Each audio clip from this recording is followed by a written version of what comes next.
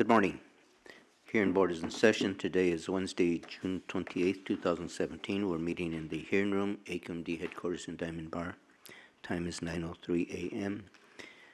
We have one matter this morning, and that is Rashid's Inc.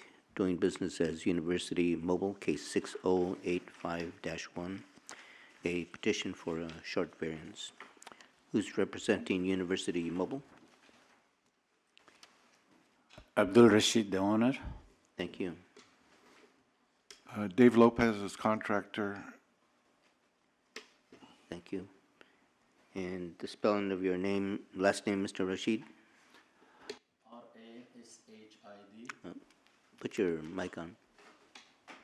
R-A-S-H-I-D. Thank you. And representing the executive officer? Vera Tiagi. Thank you. Those will be testifying this morning. Please rise to be sworn in. Raise your right hand. Do you promise to tell the truth, the whole truth, nothing but the truth, so help you God? I do. Thank you.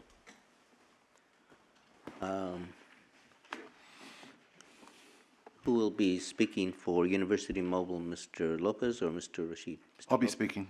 Okay. And the last spelling of your last name, L-O-P-E-Z? That's correct. Okay. All right. Mr. Lopez, I don't recall if you've been here before us in the past. No, I have not. Okay. We'll give you a little, we have a video of the process that we follow. Have you had an opportunity to view that? No. Okay. We'll give you a little rundown then of the process. I'm going to ask you to make a short opening statement and about the matter, just very short. You don't have to tell us the whole story. I'll ask Ms. Tiagi to do the same. We will then come back to you, and at that point you can tell us the whole story, and you will be subject to questioning by Ms. Tiagi, also the members of the board.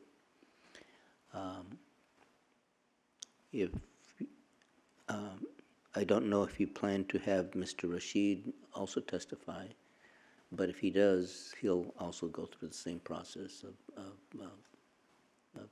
telling us what he has to say, and then subject to questioning by Ms. Tiagi and the board members. When that is done, I will go to Ms. Tiagi, and she has a witness that she may put on, and he will tell us what he has to say, and you will have an opportunity to question him, as will the board. At any point along the way in the process, if you have any questions about the process, just ask us, and we'll be glad to help you out. Okay, any questions at this point? Not yet. Okay, so at this point, we're asking you to make a short opening statement. Okay, good morning, everybody. My name is Dave Lopez. I have a small company called Clean Air Testing. We've been working in your jurisdiction, 30 years maybe. Although I've never been to one of these hearings, I've been in several negotiations or resolving conflicts with your investigators. A lot of times my customers are, because they're new customers, they come to me or they're referred to me probably because I've been around for so long and I pretty much know the rules. So even though this is my first time here, I have pretty good knowledge of everything that's going on in the field, how the things work in here a little bit because of my problems we've resolved with your negotiators. Rashid called me. He wanted me to give him a proposal because he already had one, which is wise to get two proposals. And I recommended, after reviewing all that, that I would give him a proposal not as the other contractor did, but to run all new vent lines. We're here because there's a blockage that was discovered this past year. Although the rules have been in place for, I'm going to say, 10, 15 years that the vents should be blockage tested, this is the first year SCAQMD has come to them and say, hey, we need your results. We need to get this resolved. You need to do a vent blockage test. So many years have gone by and many previous inspectors have been there. But this is the first time he's been required to do this or notified that he has to do it. So he did it. A third party did it. His regular testing company, Orange County Tank Testing, a very reputable company. They found the vents were blocked, and they told him, "Don't use your station." He was instructed to come and get a variance if that's what he inclined to do, or shut the station down and start making repairs on his own. So that's why we're here right now. Thank you.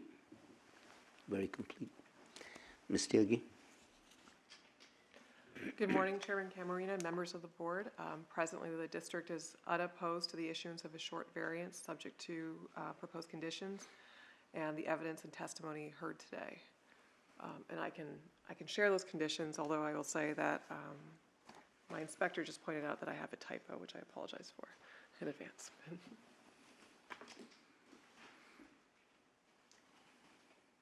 he have a copy? Yes. Oh, he does, okay, thank you.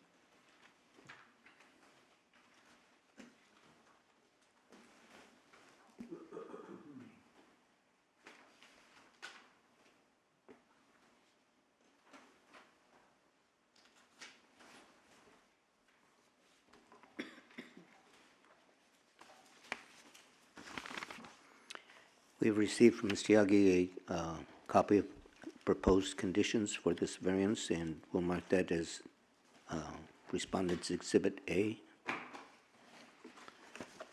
Anything further, Ms. Tiagi? No. Thank you. Mr. Lopez, you may then continue. Anything further that you wish to add? Okay, when Mr. Rashid asked me for a proposal, he showed me the letter of the hearing today in temporary conditions. He's complied with everything. We notified Larry. Once my proposal was accepted, I did the drawings over the weekend, submitted them on the 16th to Riverside. I spoke to the inspector who's looking at those plans this morning, Lester Powell, Riverside Environmental Health. And I explained to him that one of the conditions on the variance was that if there was expedited fees, that they be paid, and he said there is not. But per our conversation this morning, he said he'll have that permit ready to go for pickup tomorrow morning, pending that all my certifications as a contractor and licensed installer, pipe fitter, and all that are in order, which I'm sure they are. So that permit should be ready to go. Also, there's some parts that are special order for this job, since we're going to not repair the vent lines, but replace them. Double wall, which will meet all future piping requirements. Those parts also will be available at my distributors for pickup on Monday morning, so we could start as early as Monday on this. I don't see any reason that we should delay past Monday. My men are available. But we do need to organize, mobilize. There's concrete cutting, breaking, and there's soil samples possibly. That was one of the big issues with Riverside Health, whether they were going to require them. And the piping goes under some structures. So there was a question there where we'd be able to cap them and slurry them, or would we be able to, in place, a short section of the pipe and then remove the rest. So I'm aware of all the AQMD regs for the level tests when we're complete, prior to backfill, the notices that are required. And this job, although we say it's going to take a week, we're asking for 2 weeks for conditions that may arise. I can't think of anything. This is really a pretty easy job as far as, the vent pipes are average run of 60 feet. And the removal, once their pipes are triple rinsed, we just cut them out and box them up and ship them out. It's hazardous waste. So unless you have any other questions, that's what we propose to do. Thank you. Thank you, Ms. Tiagi.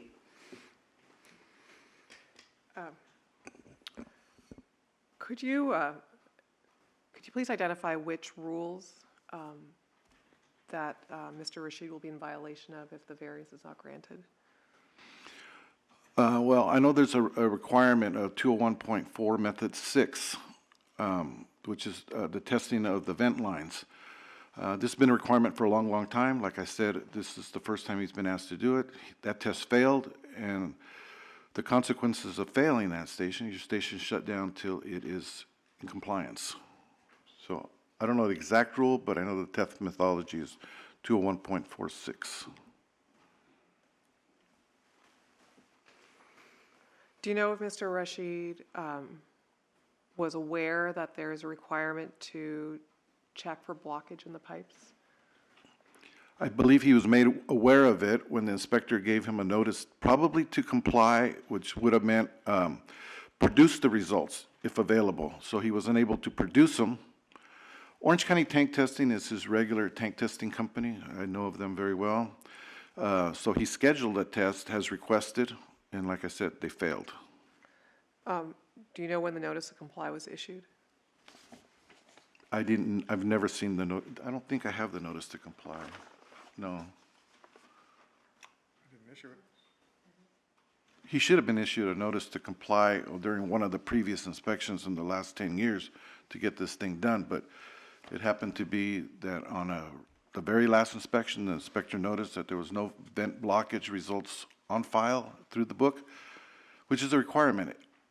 Vent blockage is only required to be done once in duration of a station unless it's going to be repiped. And those results are kept in the book, no matter how old they are. If an inspector goes in there, opens the book, sees the results in there, they've satisfied that requirement.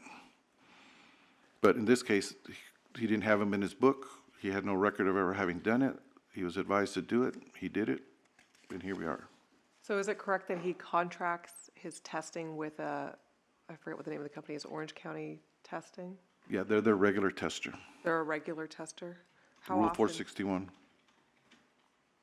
And what is the scope of work are they supposed to perform? Orange County Tank Testing is very good Rule 461 testing company. They're very credible. They keep their clients updated, whether they have to do it once or twice a year. And if something is wrong on the day of the test, they repair it. It's logged into the book. So all these years, there's been no issues with the tanks not manifolding correctly. That means the vapor's going from one tank to another, because that's part of the Rule 461 test that gets done every 6 months at his station, because he is a high-volume station. So all the testing compliance showed no problem at all whatsoever. They've been in full compliance. I can't say that I really know, because I don't know his history of his station, but I don't know his compliance history, but I'm betting it's pretty good. I don't know if he has any priors, but he's been complying as far as I know. And I say that only because Orange County Tank Testing is their tester, and they're very good. How long has Mr. Rashid owned this gas station? You might want to ask him. I have no idea. No, we'll wait till you, excuse me, we'll wait till later. Okay, you'll have an opportunity to testify.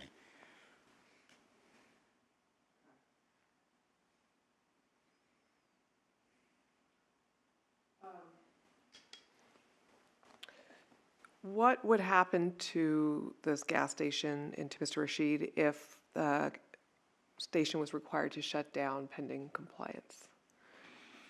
Well, obviously, there's a financial hardship, an undue hardship, because he's done everything he's been asked to do as far as testing, compliance, repairs, logs. There's a lot of requirements for this. And not only SCAQMD stuff, he has to comply with Riverside Environmental Health, which has their own set of rules that sometimes overlap. And I don't think he's had any problem there. We do his SB 989 testing. Indirectly, we do it through Orange County Tank Testing. So he has a lot of stuff to comply with, but I imagine, I don't know if he owns other stations because I've never asked him, but obviously it's a hardship when you're not selling product, hardship for his employees who depend on money to pay rent and cars payments and child support and all the things that go with the expenses. So it would be a hardship for him and his employees should he have to shut down. I don't think he has stations where he could send them to, and even if he did, it would take time to familiarize himself or squeeze hours out of somebody else to give them to somebody else. So it's just going to be a hardship for him and for his employees. So you testified, I think, that it would take about 2 weeks or so to complete the construction. Were there any additional requirements, say from another agency for soil testing that might impact your timeline? Okay, like I said, I spoke to the inspector that's going to handle that permit today. In most jurisdictions, the only jurisdiction that has soil sampling requirements on a vent line would be LA County Public Works. I work in all the jurisdictions around Orange County, Riverside, San Bernardino, Public Works, and some of the various fire departments. Usually if it's a vent line, there is no soil sampling requirements, but I'll know if there's any soil sampling, and on top of the huge bill he has already to do these repairs, soil sampling would be another hardship because he's gonna have to spend at least almost $3,000 for the soil reports. And that's one thing that could delay this. Soil samples, if you're willing to pay an extra $700 or $800, they'll turn them around in 24 hours. Otherwise, sometimes they'll take as long as a week, 3 or 4 days to get them back to you. So by the time we get the results back, send them to the fire department, Riverside Environmental Health. That's where the delay could come in because we wouldn't be allowed to close anything until the report is in. So I'm hoping, and I'll know tomorrow whether any soil sampling is going to be required. So if soil sampling was required, how long do you think it would then take to complete all of this work? I think we could still get it in within the 2 weeks.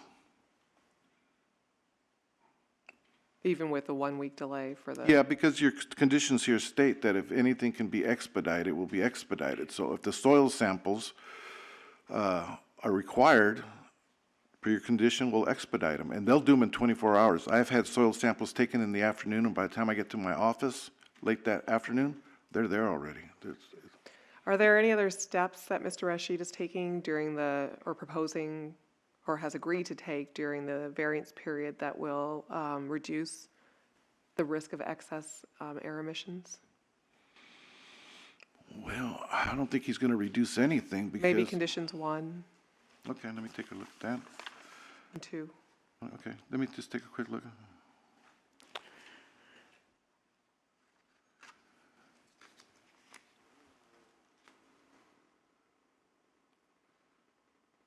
Okay, now repeat the question. Do you expect any excess air emissions during the proposed variance period? Well, there was something I was going to ask for, and it's not unusual. During the vent piping we're proposing is double wall, so that's a pipe inside a pipe. The primary line is built first, and the secondary line is, once that's past the pressure test, the secondary line is then glued and connected.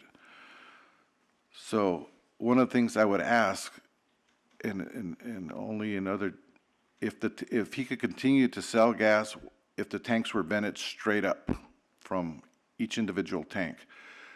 The question might come up, will the vapor recovery system be working properly? It will be working properly. The vent lines right now are currently manifolded, which means there's 4 vent pipes coming up. At the top, they're all connected. In this situation also, they're manifolded under the ground. That means the vapor return line from the dispensers go to tank A. They drain into tank A. From A, they horseshoe up and go over to tank B, to tank C, to tank D. So the vapors are still contained in that space. So one of the conditions that we're going to put in this variance is spell it out. Would he be allowed to keep selling fuel if the tanks were vented? You look a little bit confused. I'm not sure if you understood everything I just told you. Well, Ms. Tiagi is asking questions, but no, I do not. And I do not know how that corresponds with condition number 2, which would require no pumping of gasoline once the vent lines are exposed and construction begins. But I'm going to wait for Ms. Tiagi to finish asking questions.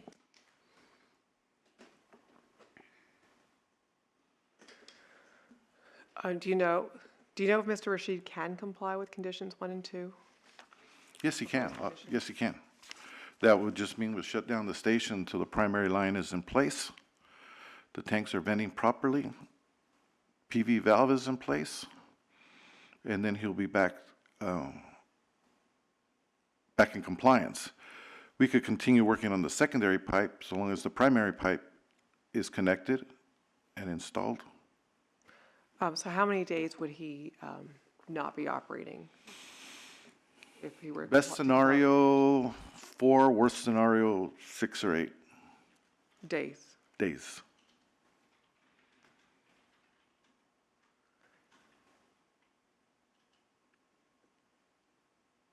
Okay. I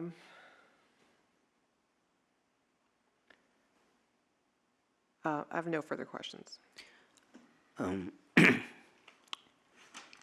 What Mr. Lopez has proposed, I think that would require some discussion between the district and Mr. Lopez to fully understand the ramifications. So what I'd like to do is take a short recess, maybe 10 minutes, for that discussion to be held. And after that, after we come back, perhaps Ms. Tiagi may have some more questions of Mr. Lopez. I'd like to say one more thing before you take your recess here and discuss this. My proposed scope of work would be first to excavate and uncover all the piping possible, and that would be a requirement for Riverside Environmental Health. They'll decide whether they want to take soil samples. I don't remove the piping until the decision has been made to take soil samples or not. So if your variance conditions proposal were going to go into effect immediately, maybe I was hoping you could word it so once the piping is disconnected and is no longer venting in full compliance with all the current rules and regulations, that at that time, I shut the station down. Because right now he's pumping, right? With one product. So, We don't know that. No. well, it says there on the thing he's allowed to pump one product, right?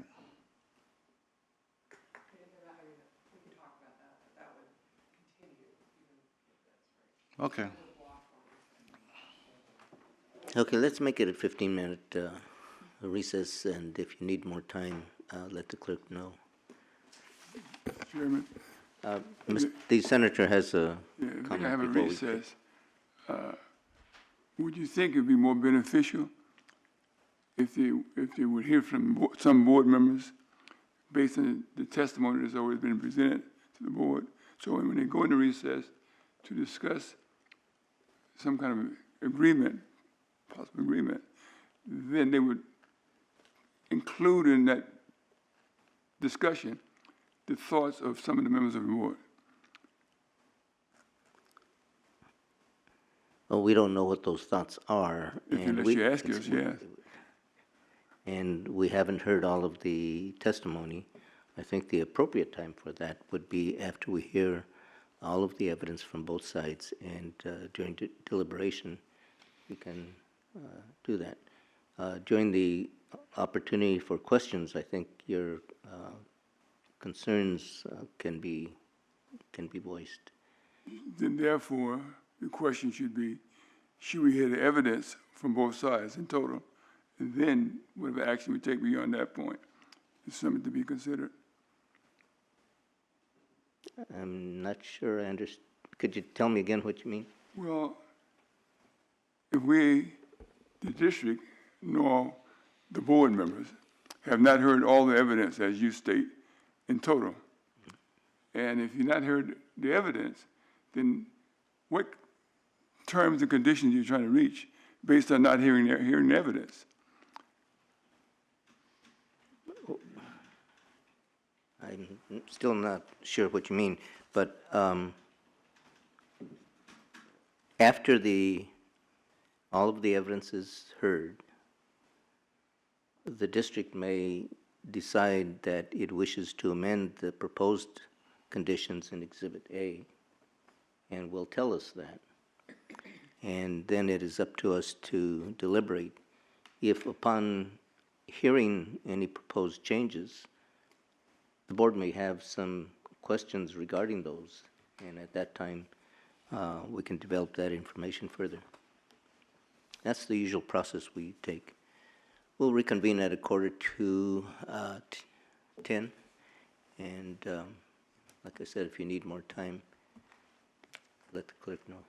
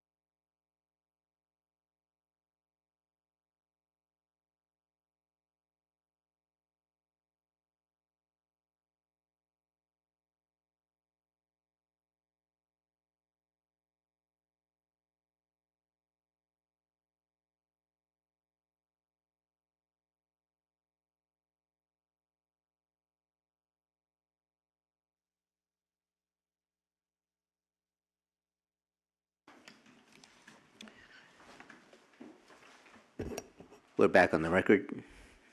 Ms. Tiagi, any further questions of Mr. Lopez? Slightly unconventional, but can we maybe set the reset button a little bit, like go back and ask them the same questions over again?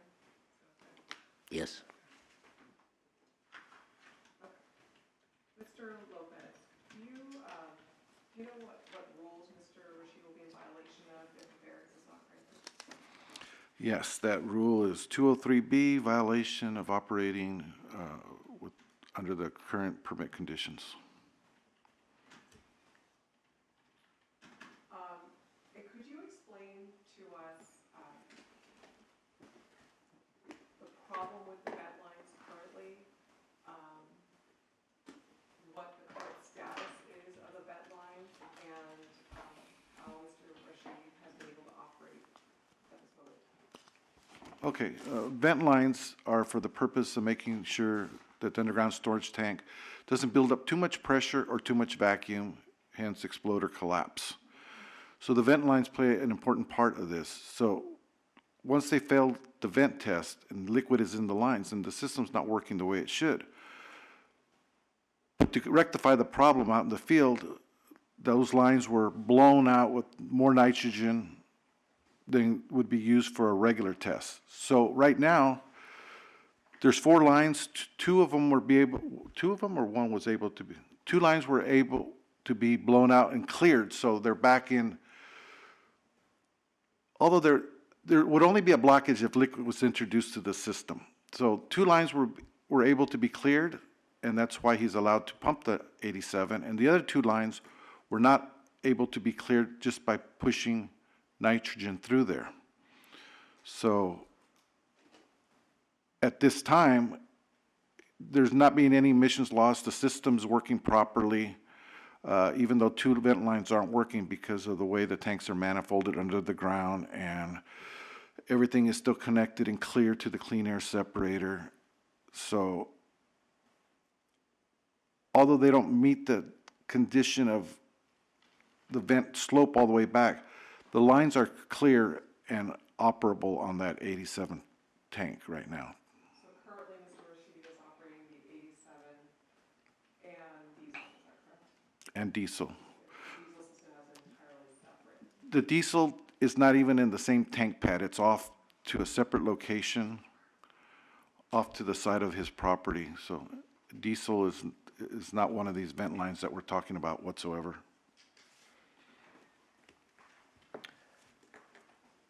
Okay. So is it correct then that all the 87, 89, and 91 all ultimately need to be repaired to correct the slope line? They need to be repaired to correct the slope, yes. Okay. And so when the construction occurs, will all 3 vent lines need to be down for a short period of time in order to do? All 4 vent lines. All 4 vent lines. All 4 vent lines will be discontinued. We have another agency to deal with and their regulations. But once the vent lines are uncovered, the station will be shut down until it's back in current operable condition under permit conditions. Okay. So let me ask you this question. So if you continue to operate the 87 line, discontinue all 4 lines once excavation starts until the new lines are covered, is there any chance that there will be any excess emissions? No. Okay. I have no further questions.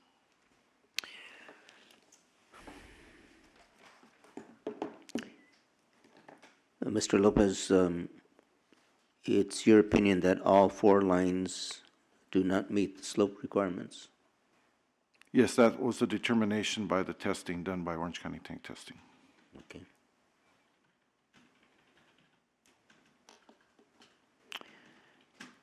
Is the petitioner requesting to use the 2 lines that were cleared? And let me back up. Are they both 87? The line that are clear, well, I was aware that 187 line was cleared. But let me just back this up a little bit. During our meeting, and thank you for the extra time, we're on the same page now. Sometimes the question that gets asked is not what one person is hearing, but we discussed out there. Once the station is uncovered, the vent lines are going to be discontinued. The station will be shut down until everything is put back together and inspected and passed. Okay, they're not uncovered now. No, sir. Okay. And I heard you say that 2 lines had been cleared by pushing nitrogen through. That's what I was told. Okay. Are both of those 87? Yes.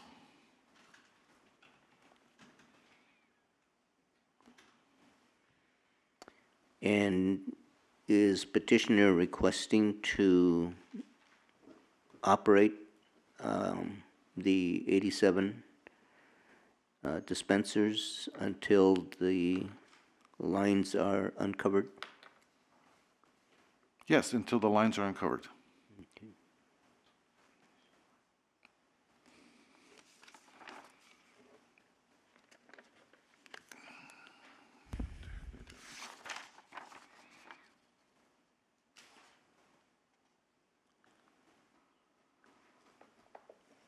Board members, questions? Ms. Prusek? I just want to be clear. So you're asking to operate the 287 lines. Are you asking to operate the other lines that are not cleared? We're gonna retract that request. Once the station begins operations of the repairs, we're gonna shut the station down until we're in compliance. No, I'm talking about between now and, you Oh. testified Monday that, Oh, that yes, yes. that it would begin. We would like him to be able to keep going the way he is today, pumping 87 until we start the construction. Pumping 87, but what about the 2 blocked lines? Those are not 87, are they? Yeah, and those are also, they're not pumping out of those 2 tanks. Okay, so they would, the request is not to pump out. You haven't been pumping out of those 2. Correct. Okay. And just so I understand pretty much the scope of what you're asking for, your testimony is that excavation should likely begin on Monday, is that correct? Correct. So in reality, I mean, it may not begin on Monday, but in reality, you're asking to, or Mr. Rashid is asking to pump 87 on the 2 lines from now until excavation, likely on Monday. That's correct. And, you know, it goes back to the hardship question. You know, look, you got a lot of people that come in for the gas, they come in for their cigarettes, they come in for coffee, they come in for all that. Once the station is closed, all that's going to stop pretty much, probably. Right.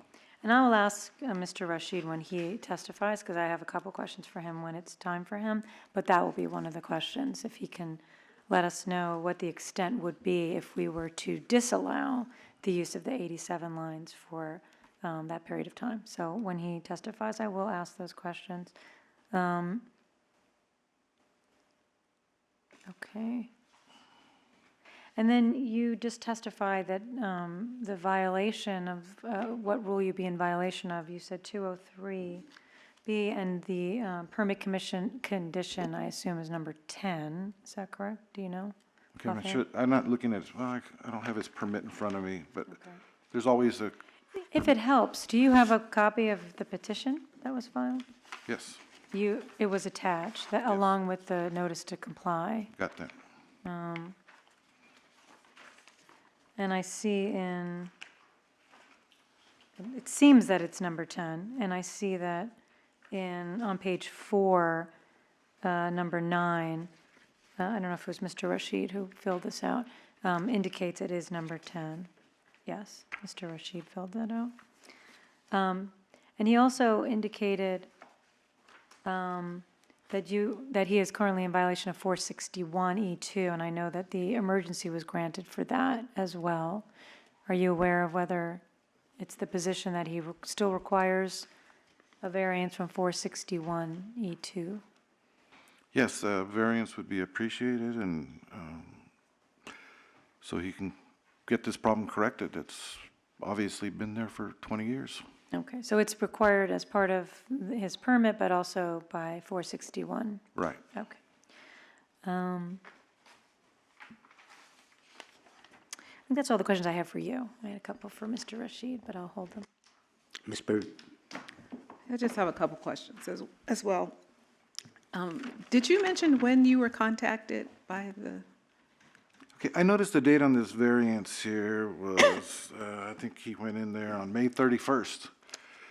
And I believe Mr. Rashid got an estimate to do the repair from another contractor.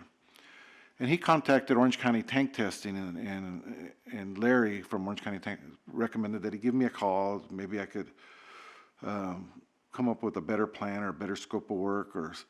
So I wasn't contacted till about 2 weeks after this initial thing. so somewhere around mid-June? So since from about mid-June, we made the wheels move really fast. I've given them proposals, I've did the drawings on the weekends, we got it submitted, so we've moved really expeditiously on all this. Okay. And then you made a comment, and I wasn't real clear with, you said that Riverside County, you mentioned that other counties had soil sampling requirements, but that your experience with Riverside County was that they did not? No, when we're working with the removal of vent lines, if it was a product line, Right. absolutely. Okay, so for vent lines, there was no soil sampling requirement I'll in know, Riverside I'll County? know tomorrow when I pick up the permit if they're gonna require it. Okay, have you had past experience in Riverside County? Absolutely, many, many times. Okay, so has it been your experience that they require that? I don't believe they will. The only reason I feel that they might is because a section of the piping, normally when you repipe, let's say the vent lines, we're not gonna repair it, we're gonna repipe it from point A to point B. The vents are gonna be in a whole new location. Okay. So a lot of times when the piping can't be removed because it goes under a structure, they may say, okay, let's take a sample from point A right here and see if there's any contamination noted there. Okay, and it was your testimony that if that is something that needs to be expedited, that it would be expedited? Because you mentioned something about, if a 24-hour turnaround, the soil sampling can be done. It can be done, and it's not uncommon. Okay, thank you. Doctor? Yeah, just to be sure, your testimony is that the two pipes that were blown out, octane, 87 octane, you can continue pumping gas until you begin to excavate. Is that correct? Yeah, until Monday morning. Okay. What I want to know is, all the pipes are going to be replaced, including the ones that were blown out and work, so that you'll have double piping throughout the system. That's correct. Okay, good, thank you. Mr. Lopez, what is the effect of a long-term blockage of vents? Pardon? Apparently, the vents have been blocked for quite some time. No, that's not true. Okay? The piping should have sloped from point A to point B. Okay? The only way liquid would get into that piping would be if the tank was to be overfilled completely to the tippy top. But there's two things that prevent that nowadays from happening. It's three things, actually. It's overfill alarm, which sounds at 95%. You got ball floats in there, and you got drop tubes that when they get to 90%, the float starts to come up just like in a toilet, and it stops the flow of gasoline into the tank. The fact that all their re-verification testing that's required through SCAQMD has passed indicates that there is no blockages. If there had been blockages at all during any of the re-verification tests, the pressure in the clean air separator and the tanks would not be equal. And this might be something you might want to ask Larry because he's in the field all the time.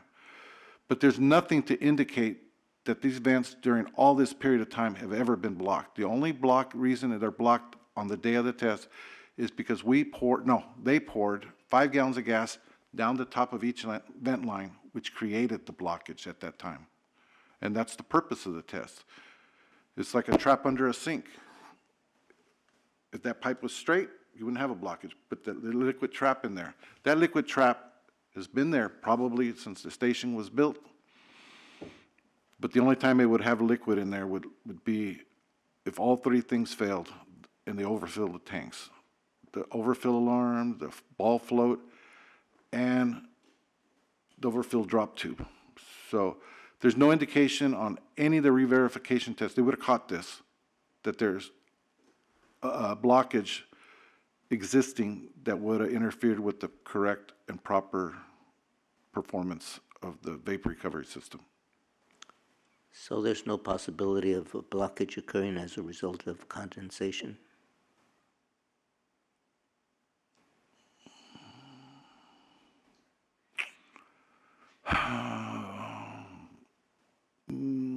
I would say not, because it's going to condensate inside the tank and drip right back down. The pipes are 2 inches, and it would take a lot of condensation. Usually when I see condensation, and usually when there's a vapor leak inside the sump, and let's say something's leaking inside the sump, and they got a really tight lid on there, and the vapors can't go anywhere, then they'll kind of want to evaporate, they can't escape, they condensate, and they land right back in the sump. But it's not my experience in 30 years that I've been in this line of work that I would find a vent line blocked due to condensation. Just doesn't quite happen that way. That's quite interesting. We've had many service stations that have come in for variance as a result of the vents having been blocked, maybe as a result of the introduction of the 5 gallons of gasoline to do the test? Well, here's what I would tell you. Wait, I haven't finished. Okay. In those situations, we were told that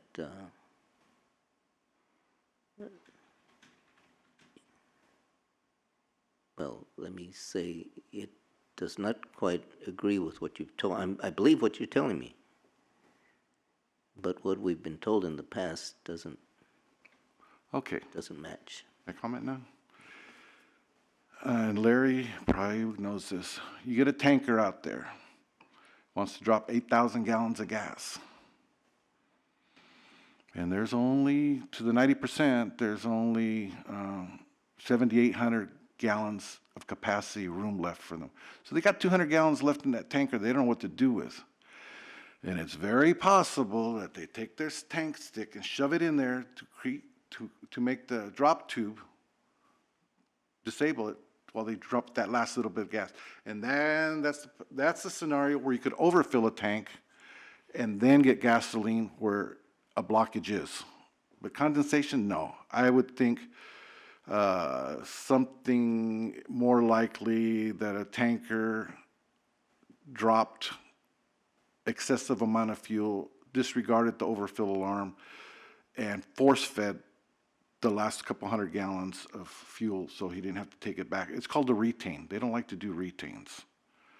So I really don't buy, I mean, there's an explanation for everything, so that's just a possible scenario of what may have happened, how gasoline got in the vent lines. And once you get a substantial amount of gasoline in the vent lines, then it could take years for it to get out of there unless. But the key here is if the lines aren't totally blocked and they're partially blocked, enough vapors get through there to go to the clean air separator or the processing unit, and the station runs normal. If the station isn't functioning normal, probably Larry might be able to tell you that when we test things, the pressure, if you have a system under pressure, the pressure here is going to be the same as over here. So if there was a blockage, we put pressure on the tank, let's say 2 inches, we should have 2 inches over here. But if we put 2 inches and we have nothing over here, that's an indication of a blockage. That there's liquid in the line. And that would be noticed by a tester who's pretty good. Not ignored. You speculated that one possibility is the delivery truck driver might disable the drop tube. I thought the drop tube was a fixed structure. It is fixed, but like I said, it has a flapper. it's a straight 4-inch tube, and it has a flapper that's probably down at, once it's in the tank, is at about a 30-degree angle. As the liquid starts rising, this handle starts to become vertical, and then it shuts off the flow inside the drop tube. But if you were to stick a stick in the top, I understand. it doesn't allow that to happen. But, I mean, I could, if I thought about it, I could probably tell you a couple more scenarios, but they would be way out there. That's the most logical one. So because the re-verification tests showed no blockage, you believe the blockage occurred? No. I object to the word use of re-verification. Is that the word you use? That's the word I used. I Okay. thought that's the word you used. Yeah, on a re-verification test, it's one that's done every 6 months. A performance test is when a vent blockage test would be done. And that's usually done No, when a new that wasn't my question. And in fact, it wasn't a question. I was trying to verify what I thought I heard. What I thought I heard is you're telling us that the re-verification tests, because they passed, demonstrated that there was no blockage. That is correct. Okay.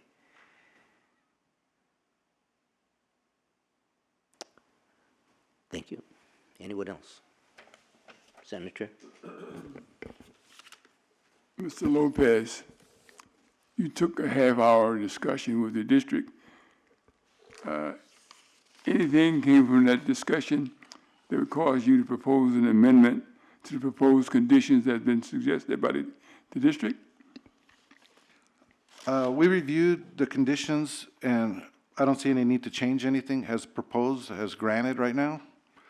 Obviously, I want to do what's in the best interest for my client, and it doesn't hurt to ask. So with that said, knowing that what I was asking for was probably just in his best interest and not in the best interest of AQMD and all your rules, but we're on the same page now, that we're good with the conditions. So number one of the proposed conditions shall not dispense or receive gasoline until vent lines are cleared of the blockage. That's what it says, right? Yes, sir, and the vent lines were cleared on the day of the blockage test with nitrogen. I believe Larry was there. Nitrogen was forced, air was pushed through there to get that gasoline out of that line to create a clear path for the vapors. So the vent lines, 2 of them are clear now. Was it verified, and by whom? I believe Larry was on site for that test. Well, does he comment at this time, or do I wait until he? We'll wait until he testifies. Well, they're gonna lose the continuity of the thought. If we do that, we're jumping around all over the place. We'll wait. I wasn't there for the testing, so everything I'm telling you is things I've discussed with Larry, things I've discussed with the tank tester. When did Larry say those lines were cleared? Rich Rustin was the actual tester on site. Larry's the owner of the Orange County Tank Test. I spoke to Rich Rustin. He faxed me over a copy of the test results, and he told me that nitrogen was blown through there on the day of the test, so those lines are clear when he walked away from the site that day. When was that, or do you know the date? I'll have to pull up my test result. I got the test results here. Let me see what date that he was there.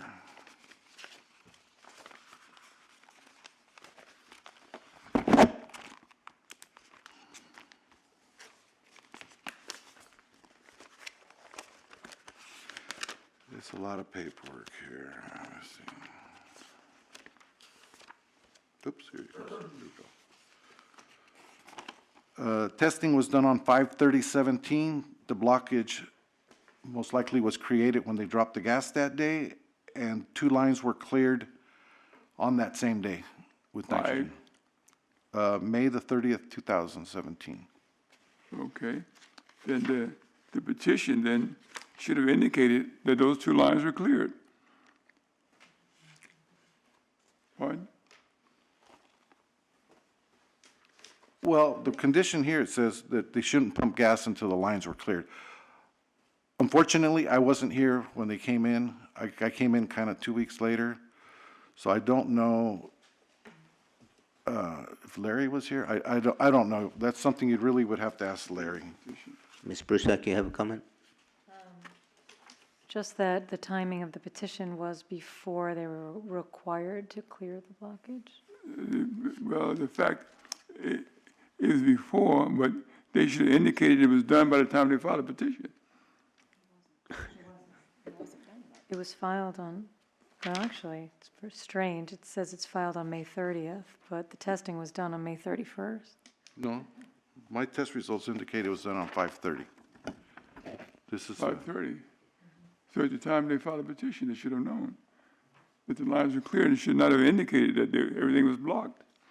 the test results indicate they were blocked, but then, I believe it's the district's rule that if a line can be cleared out on the test date, that they'll be allowed to operate concerning, they have two choices. They had, one, shut the station down, two, come in here for a variance, and apparently they came in on the same day, from what I can gather here. Then, that being the case, we took a half hour for you guys to have a meeting of the minds.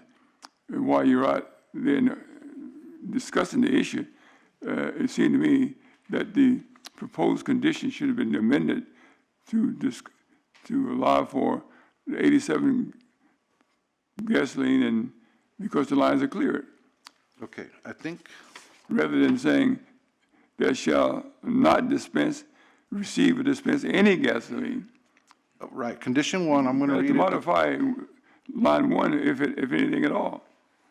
Condition number one, petitioner shall not dispense or receive gasoline until all vent lines are cleared of blockage.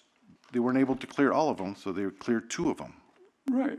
And that's what they're allowed, that's what they were allowed to Then keep pumping. then the word all should strike all, even though it can be applicable, indicating that two lines are in fact cleared. This implies to me that all the lines were blocked.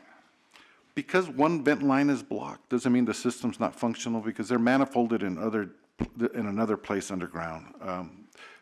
That's probably something Larry could explain to you better than I could, because you're gonna think I'm giving you a biased answer for my client, but it's not that way. It's, I believe Larry was there. He said if he can clear the line. We'll get to Larry, but let me ask you a question. Yes, sir. When you took on this assignment, did you look at the permit under which they were construct, operate at this station, this site? Did you look at all the documentation? So when you come before us, you can say what was right, what was wrong, and what you would fix in order to be in compliance? Did you look at all that? I was asked to acknowledge the problem with the vent lines. There was no other problems indicated during the test or during any inspections. That's what I was asked to address. Well, to your knowledge, were they operating under permitted conditions? And if so, when? He was operating under permitted conditions up until the time that the method 6 blockage test was required and performed. And when was the permit first provided for the station to operate? We kind of got into that discussion. I don't know when that permit was issued. I don't know how long ago it was issued. Well, then therefore, Excuse me, Senator. There was a time, I've been around for a long time, and I've seen everything come and go, requirements come and go.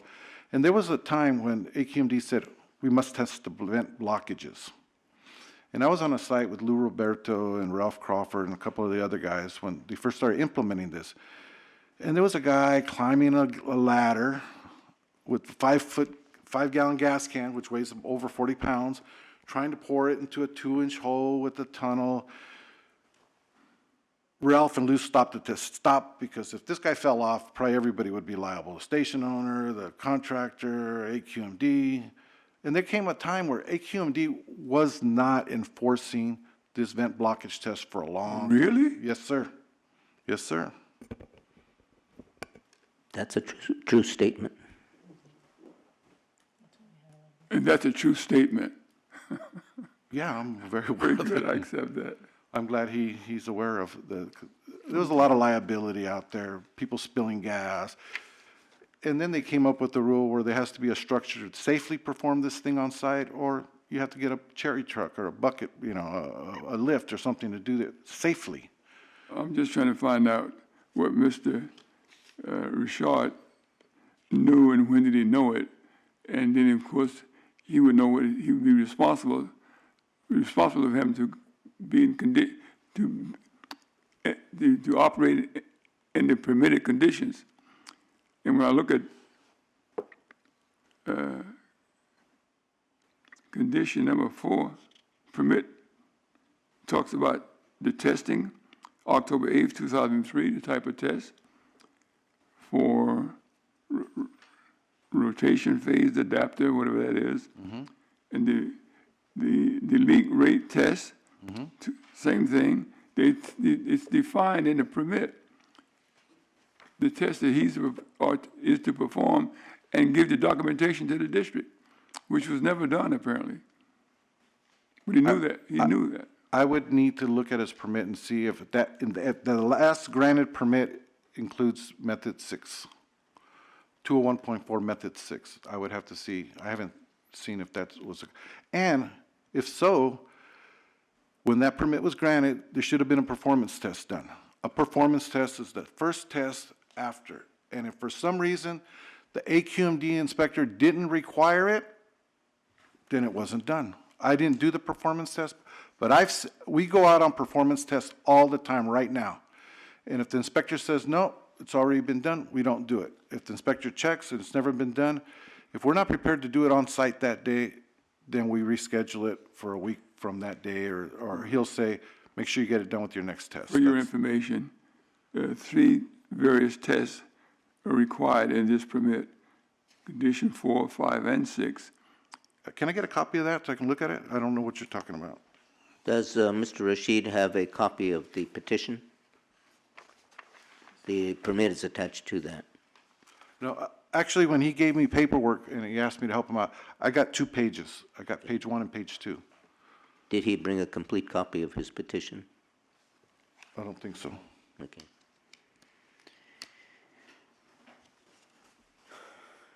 The clerk is going to make a copy for you.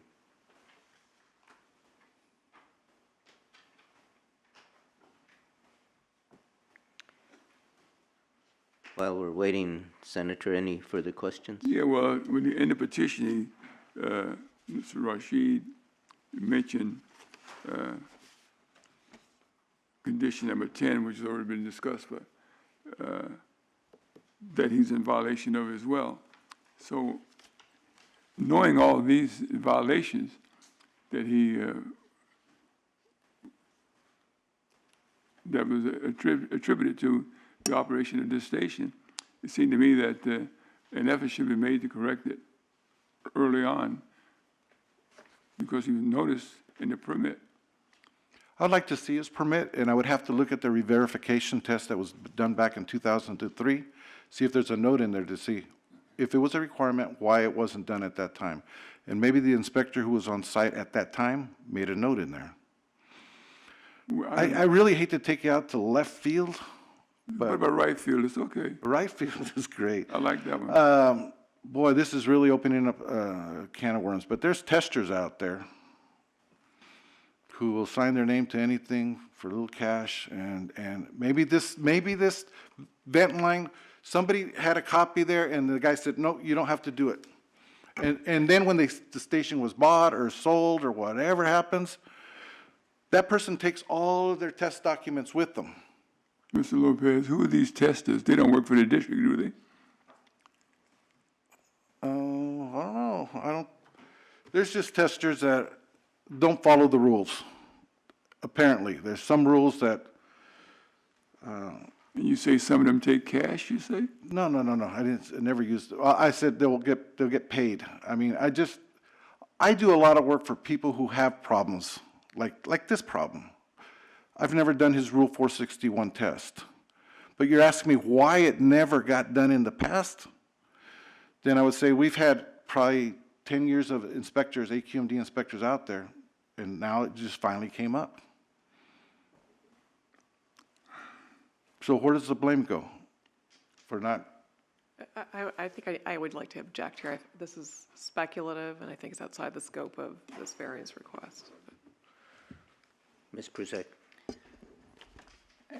Is the question, because I got lost somewhere where you were looking at the permit with other requirements. Any other requirements or any other tests would be irrelevant because Exactly. they're not asking for a variance from any other test. So if they didn't perform them, they're open to enforcement by the district, and that's not really the topic of today. But the question is why it wasn't done in the past. I think that's a question for Mr. Rashid. Well, these are all tests that are required in order to meet the conditions in the permit. Irrelevant. Okay, They're I'm only looking- asking, excuse me, they're only asking for a variance today from one condition of the permit, which is condition 10, and they're only asking for that same test, which was failed and never done prior till now, which is in 461, Rule 461 of the district. Any other tests that are required, it's not relevant to today's proceedings because whether they were done, weren't done, if they weren't done, then they're open to enforcement by the district. But they're not relevant. How do you arrive at condition 10 unless you instructed to do so by condition 4, 5, and 6? I'm not sure I Well, you understand. better take a look. We're off the record.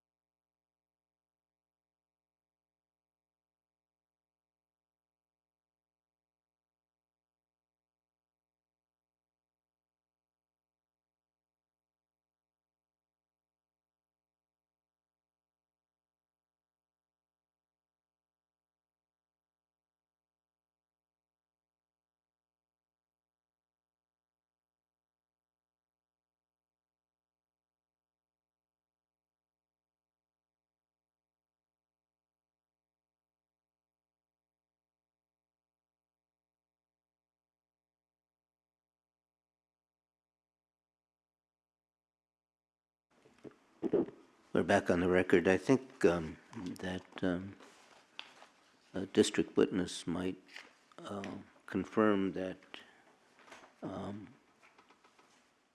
the district for quite some time did not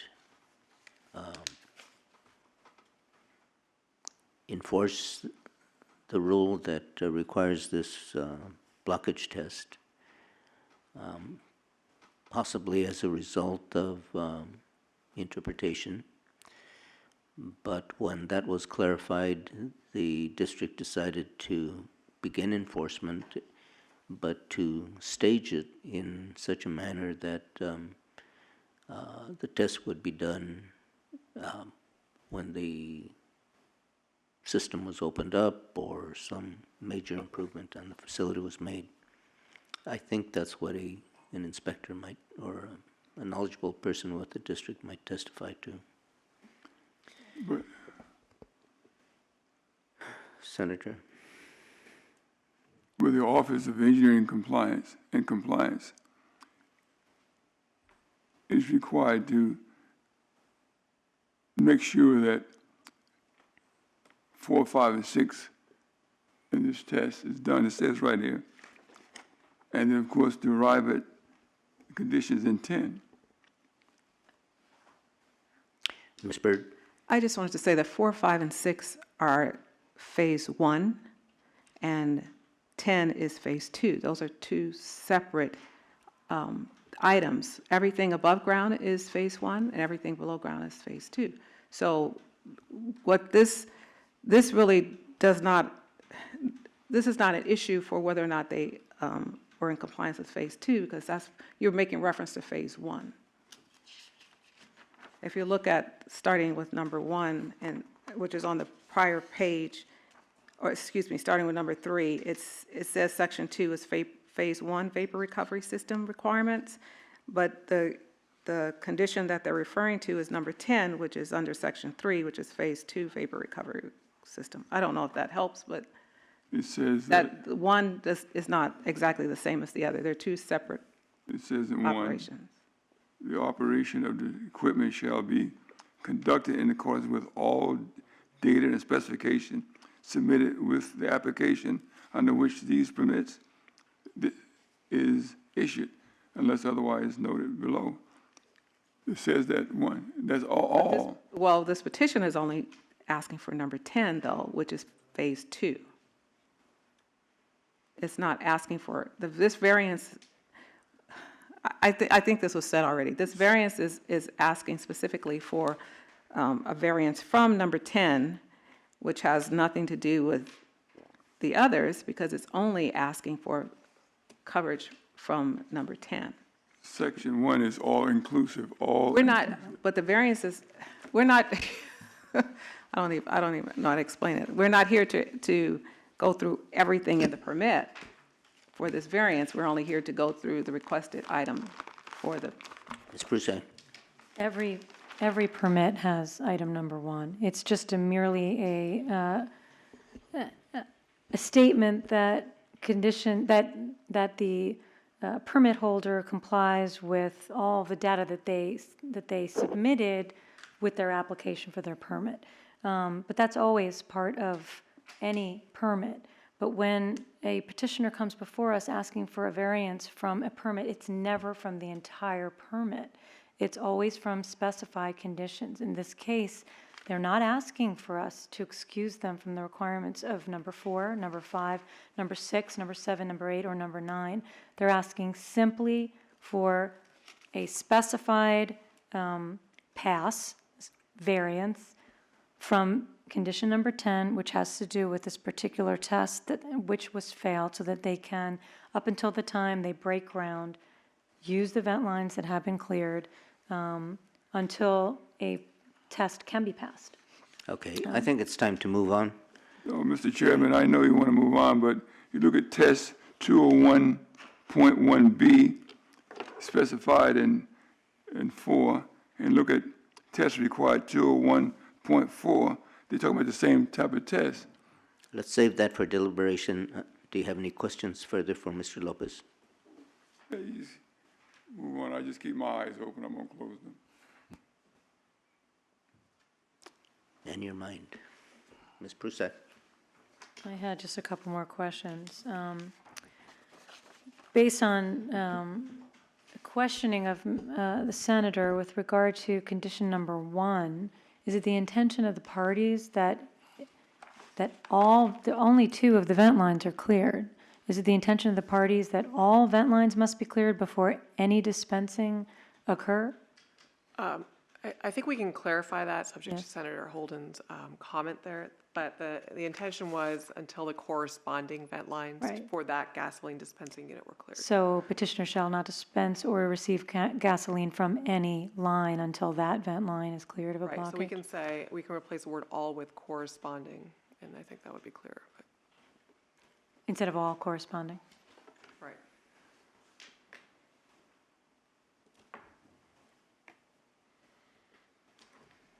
Any other questions? Yes. You asked for 2 weeks. Are you talking about 2 weeks from today? Yes, if today's the, can we go 30 days and some unforeseen thing comes? Unless you can explain what unforeseen event the only- could give you 30 days. I Okay, don't the only see thing that. is unforeseen is I'm gonna pick up the parts that we special ordered on Monday. Assuming they're the right parts, right?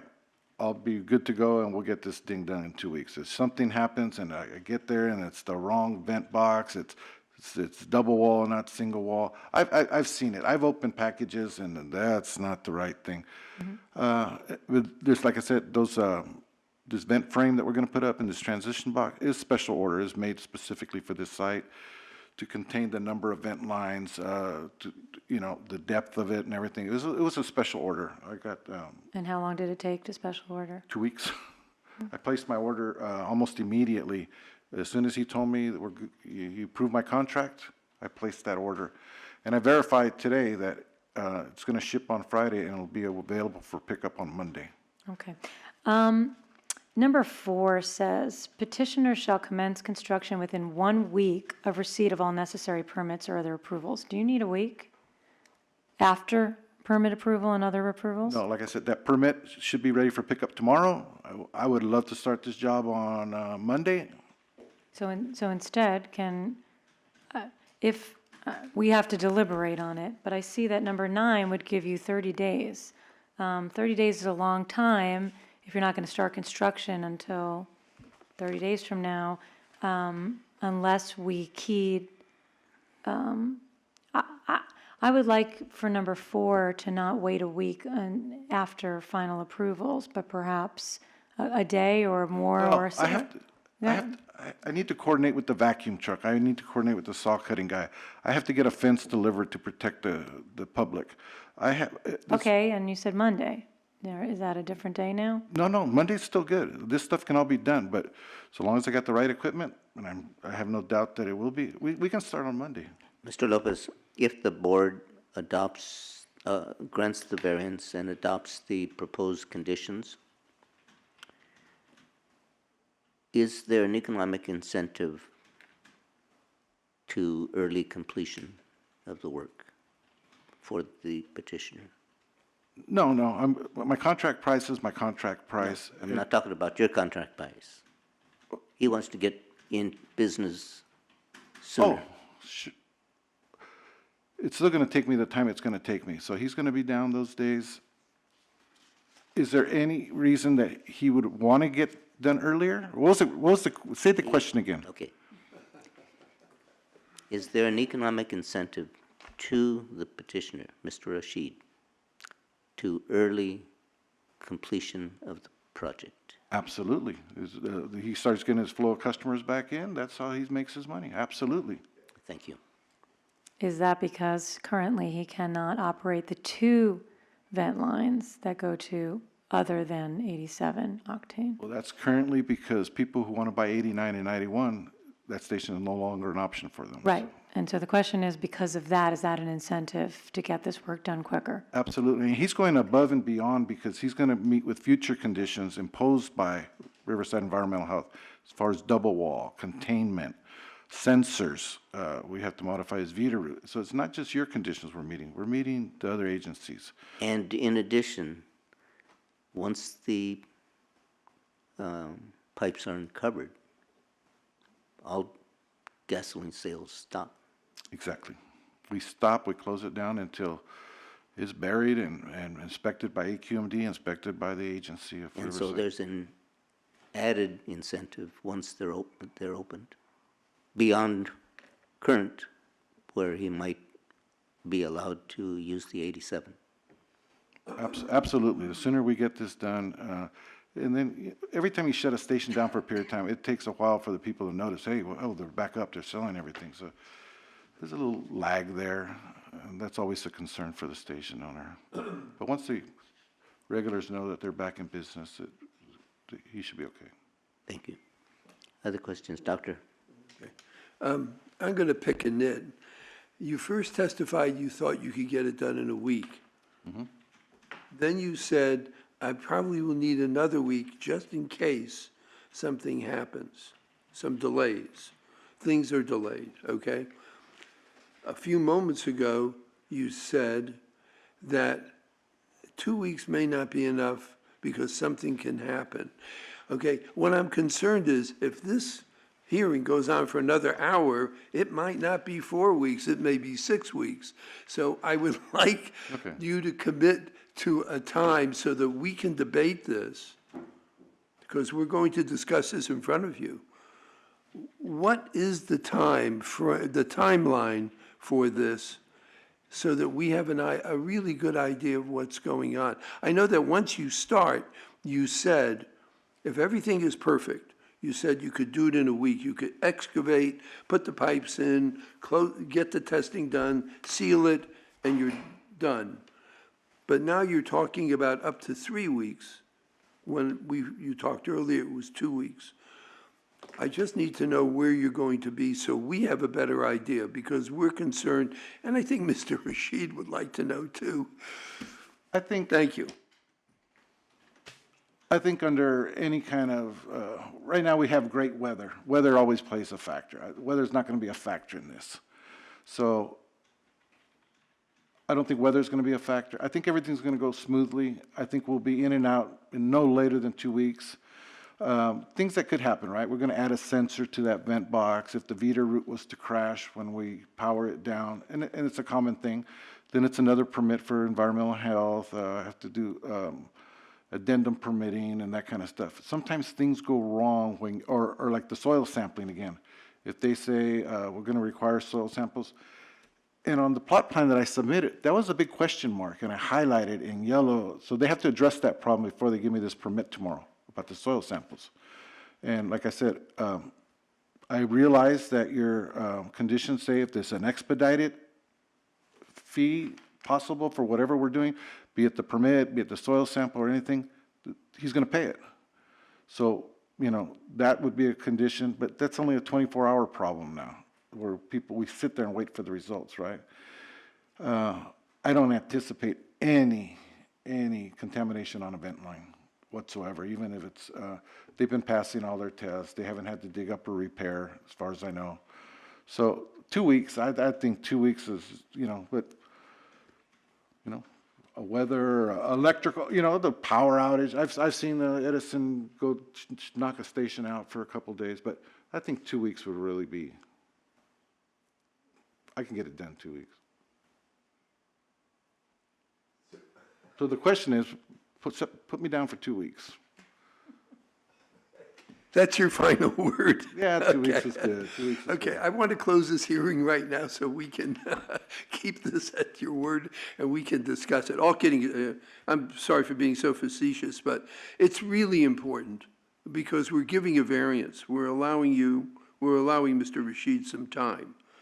And we realize that once the digging starts, he has no income, essentially, and he has to lay off people.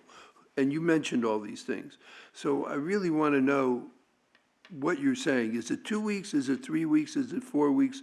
Say it, and having thought this through, as you just did out loud in front of us, with things that we don't quite understand, but just sort of grossly, maybe partially understand, what your best estimate is of that time, because that's going to be part of the variance. Okay? Thank you. Any other questions? Thank you. I have one. On proposed condition number 6, shall submit the findings on what caused the failure to the district inspector. What caused the failure? You explained it, but have you read number 6 of the proposed condition? Yeah, I believe we talked about that outside. Larry said he was on site. He knows what caused it. That's not the issue. It's how to correct it is why we're here, how we're gonna correct it. But the issue of that there's a blockage, that was observed by Larry. It wasn't even observed by me. I know, is that finding going to be in writing or just verbal, as you stated? Well, I'm sure he has a report of what he did that day.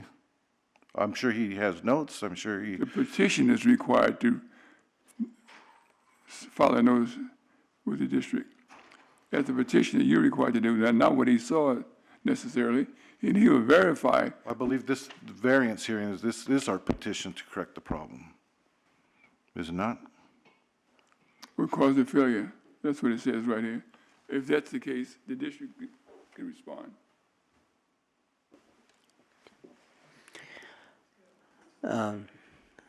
At the appropriate time. Okay, if there's no further questions for Mr. Lopez, Mr. Rashid, the board does have a number of questions for you. Does Ms. Tiagi have some questions for Mr. Rashid?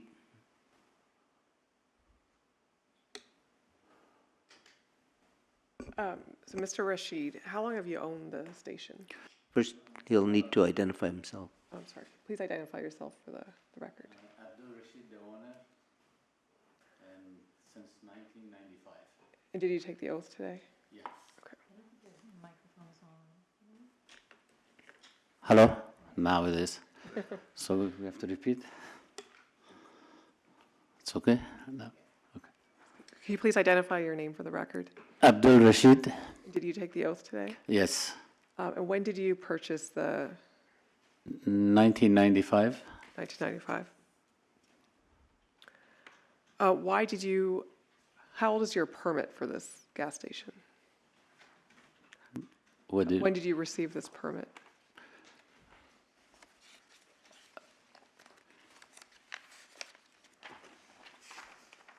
Was it in 2016? yeah, Do you know why you had to get a new permit in 2016?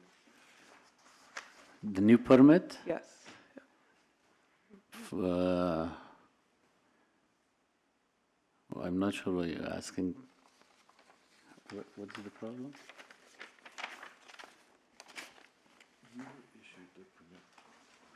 Yeah.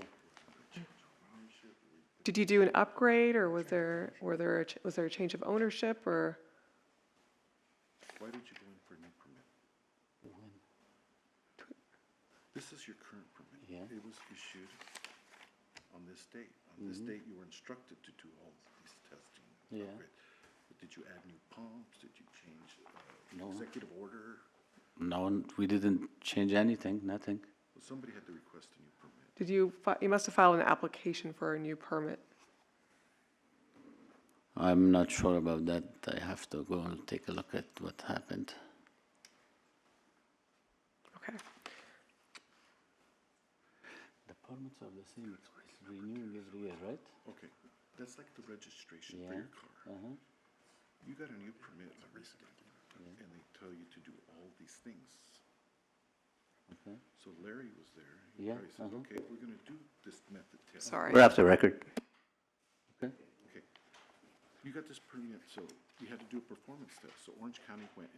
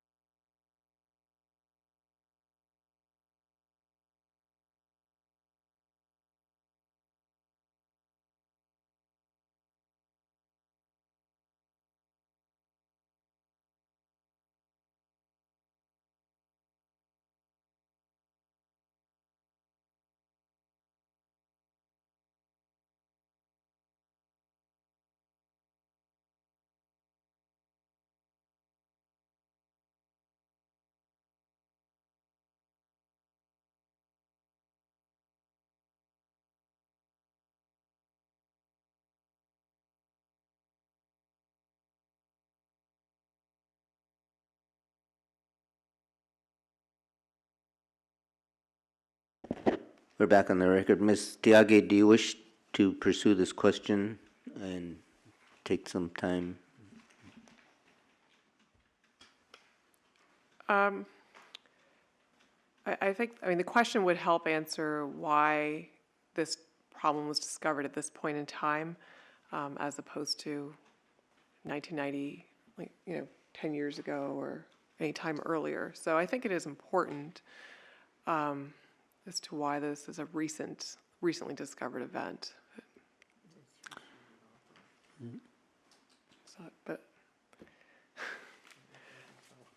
okay, I think we can move on if it would require calling the engineer, and maybe we can talk to the inspector and find out why the notice to comply was issued, and if we can get the information out of that route, then we may not have to go back to the engineer.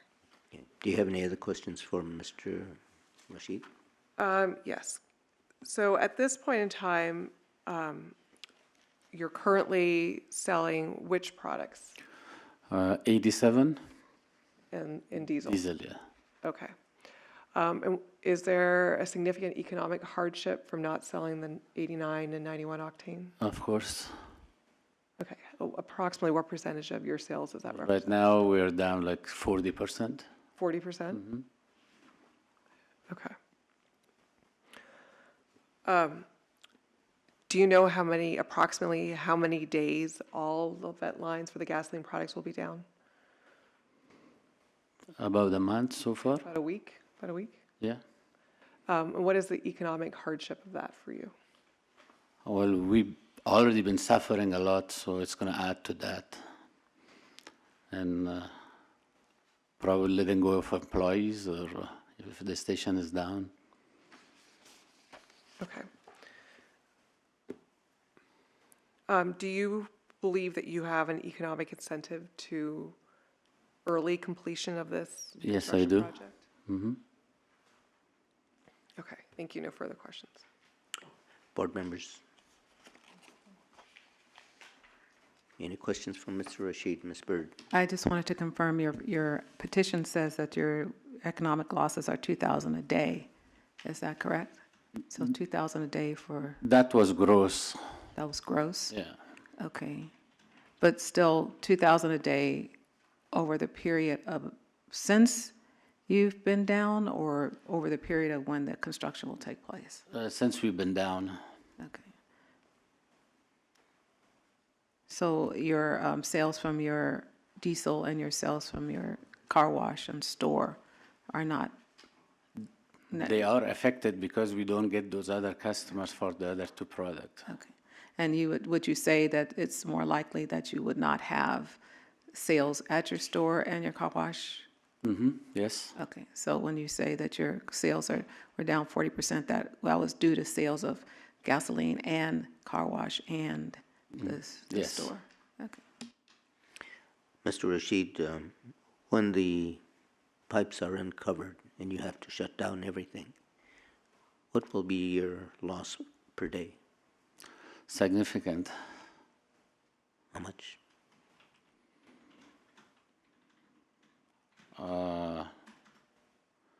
For how many days? Well, I don't know how many days it's going to take. Mr. Lopez has indicated what he thinks it'll take. So assume that amount of Rough time, estimate, probably $10,000. a day, a week. No, for probably 10 days. So that would be $1,000 a day. Yeah.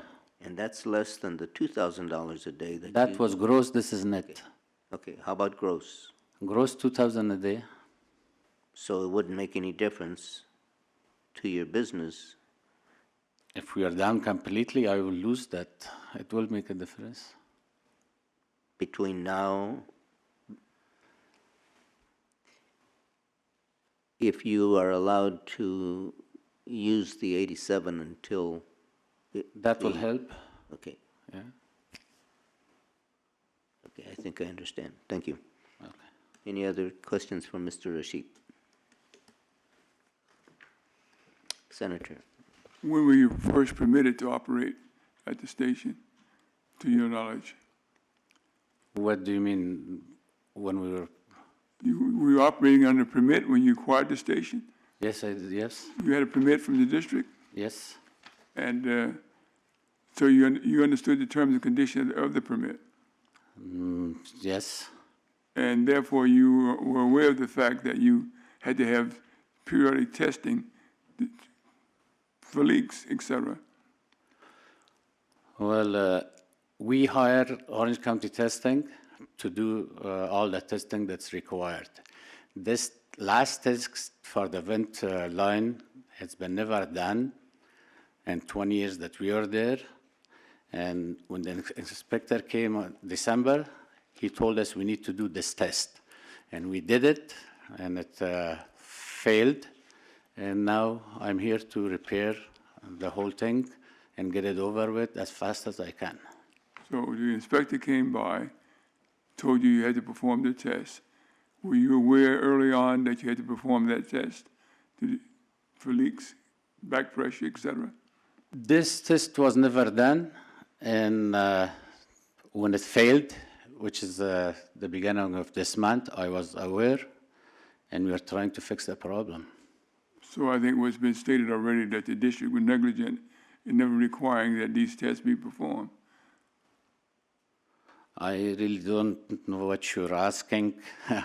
I'm here to fix the problem, and this, I found out, when the inspector was there and Orange County Tank Test were trying to test it, it failed.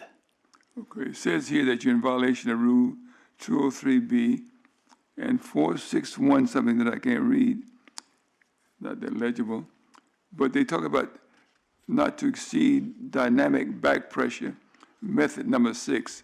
What do you mean by that? I'm not in a position to answer those. I'm an operator, I'm a businessman.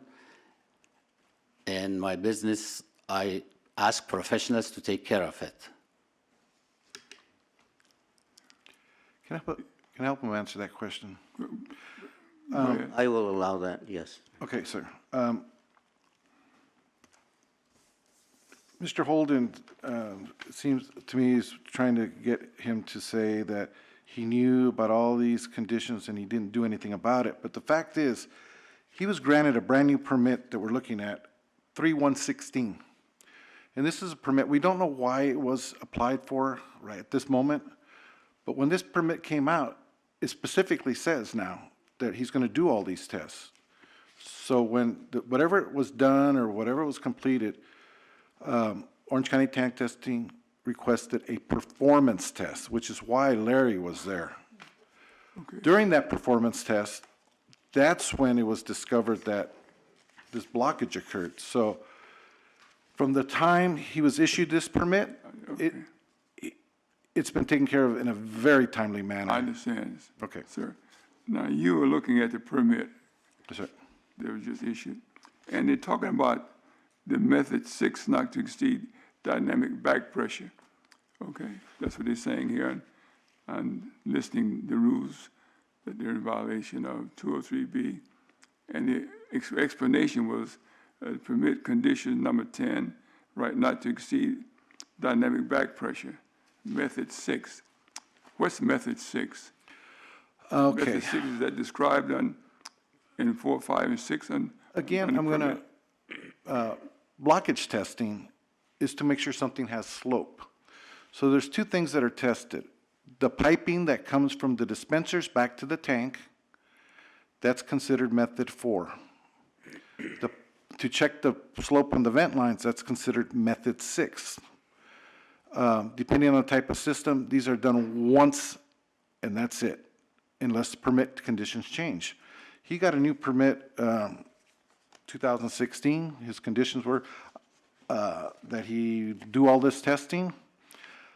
He scheduled the test for, what was that date on that test? It's June the 30th? No, May the 30th. He was doing this test for the first time. It was a performance test. And that's when everybody realized he had a problem. All right. But all the other tests that you ask about, those have been done every 6 months after 6 months after 6 months, or else they would have been issued a violation for not having done their re-verification. But you really need to know the difference between re-verification and a performance test. A performance test is done when some permit condition changes or there's a new permit. If he hadn't got a new permit for something, this probably would have gone unnoticed for another 5 years. What is the pressure test of pressure/vacuum relief valve, vent valve? Is that part of the test? That's part of, that's a test that's required every 3 years of that device. Should they fail a decay test, that's a PV test. That's every 3 years. So if they keep a copy of their PV valve test in their book, and the inspector comes and say, oh, okay, it was done 2016 in June, so that'll be due again June 2019. That's every 3 years about that one valve. Does that test have any relationship with the vapor recovery system? Absolutely, every component installed on that has something to do with phase 1 or phase 2. So that test is relevant. Which test?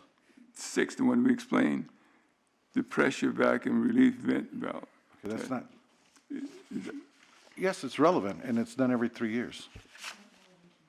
I think we're mixing apple and oranges as far as test procedures. All right, carry on.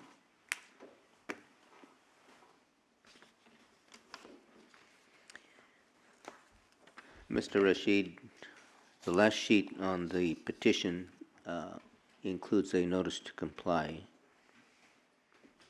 Item 3 on that notice to comply says, well, it's actually item 2. Provide copies of TP, test procedure 201.4, method 6.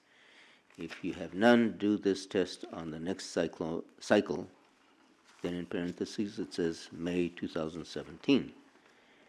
And that was issued on December 22nd, 2016. So the test that was done that prompted you to file the petition is in response to this notice to comply, is it not? Yes. Thank you.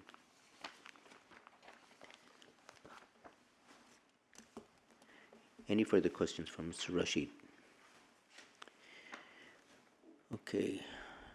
Ms. Tiagi, does the district wish to present a witness?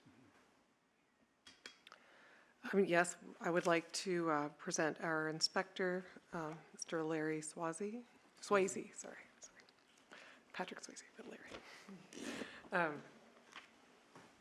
Mr. Swayze, can you please identify your name for the record? It's Larry Swayze, S-W-A-S-E-Y. And did you take the oath today? Yes, I did. Mr. Swayze, did you issue a notice to comply to this facility in December of 2016? Yes. Can you please explain what you issued the notice to comply for?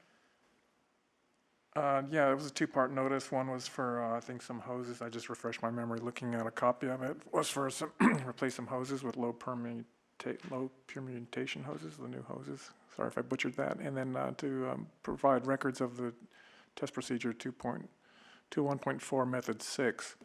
And if they were not available, then to perform the test during the next testing cycle as a performance test.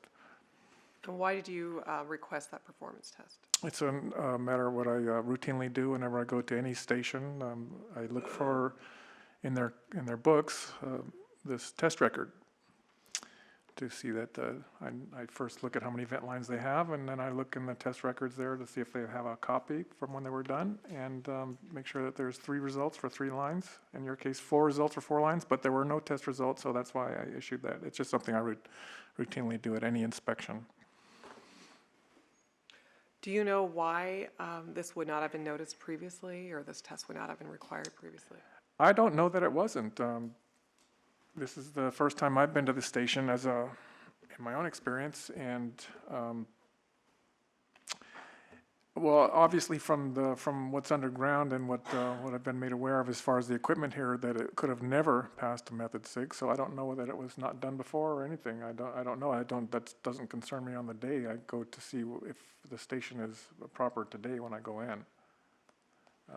Is it your understanding that there was a period of time where that performance test was not being required?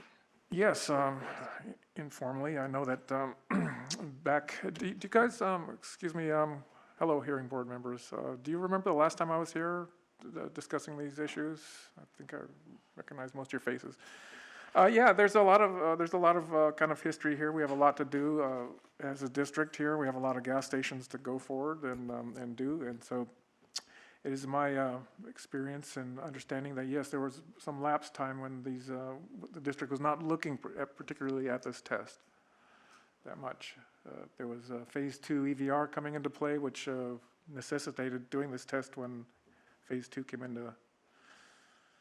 into law, because there's a processor at every gas station now attached to the vent pipes, and so that's the idea, to make sure those lines are clean and well sloping and unobstructed. But yes, to answer your question again, yes, there was probably an amount of time, and that's why we've been, for the last 4 or 5 years, I've been now going out and doing inspections again. This is just something we've been looking at, right, for innumerable years now. Or not innumerable, but 5 or 6 or 7 maybe. Mm-hmm. Is it true that the gas station has passed the verification tests over the last? Yeah, Dave, you mentioned a couple things there that I think that it has passed through with a very reputable testing company. When I go look at I've been looking at gas stations for a good amount of time. I started here at the district in 1999 and had a number of different other assignments, but The testing company that Mr.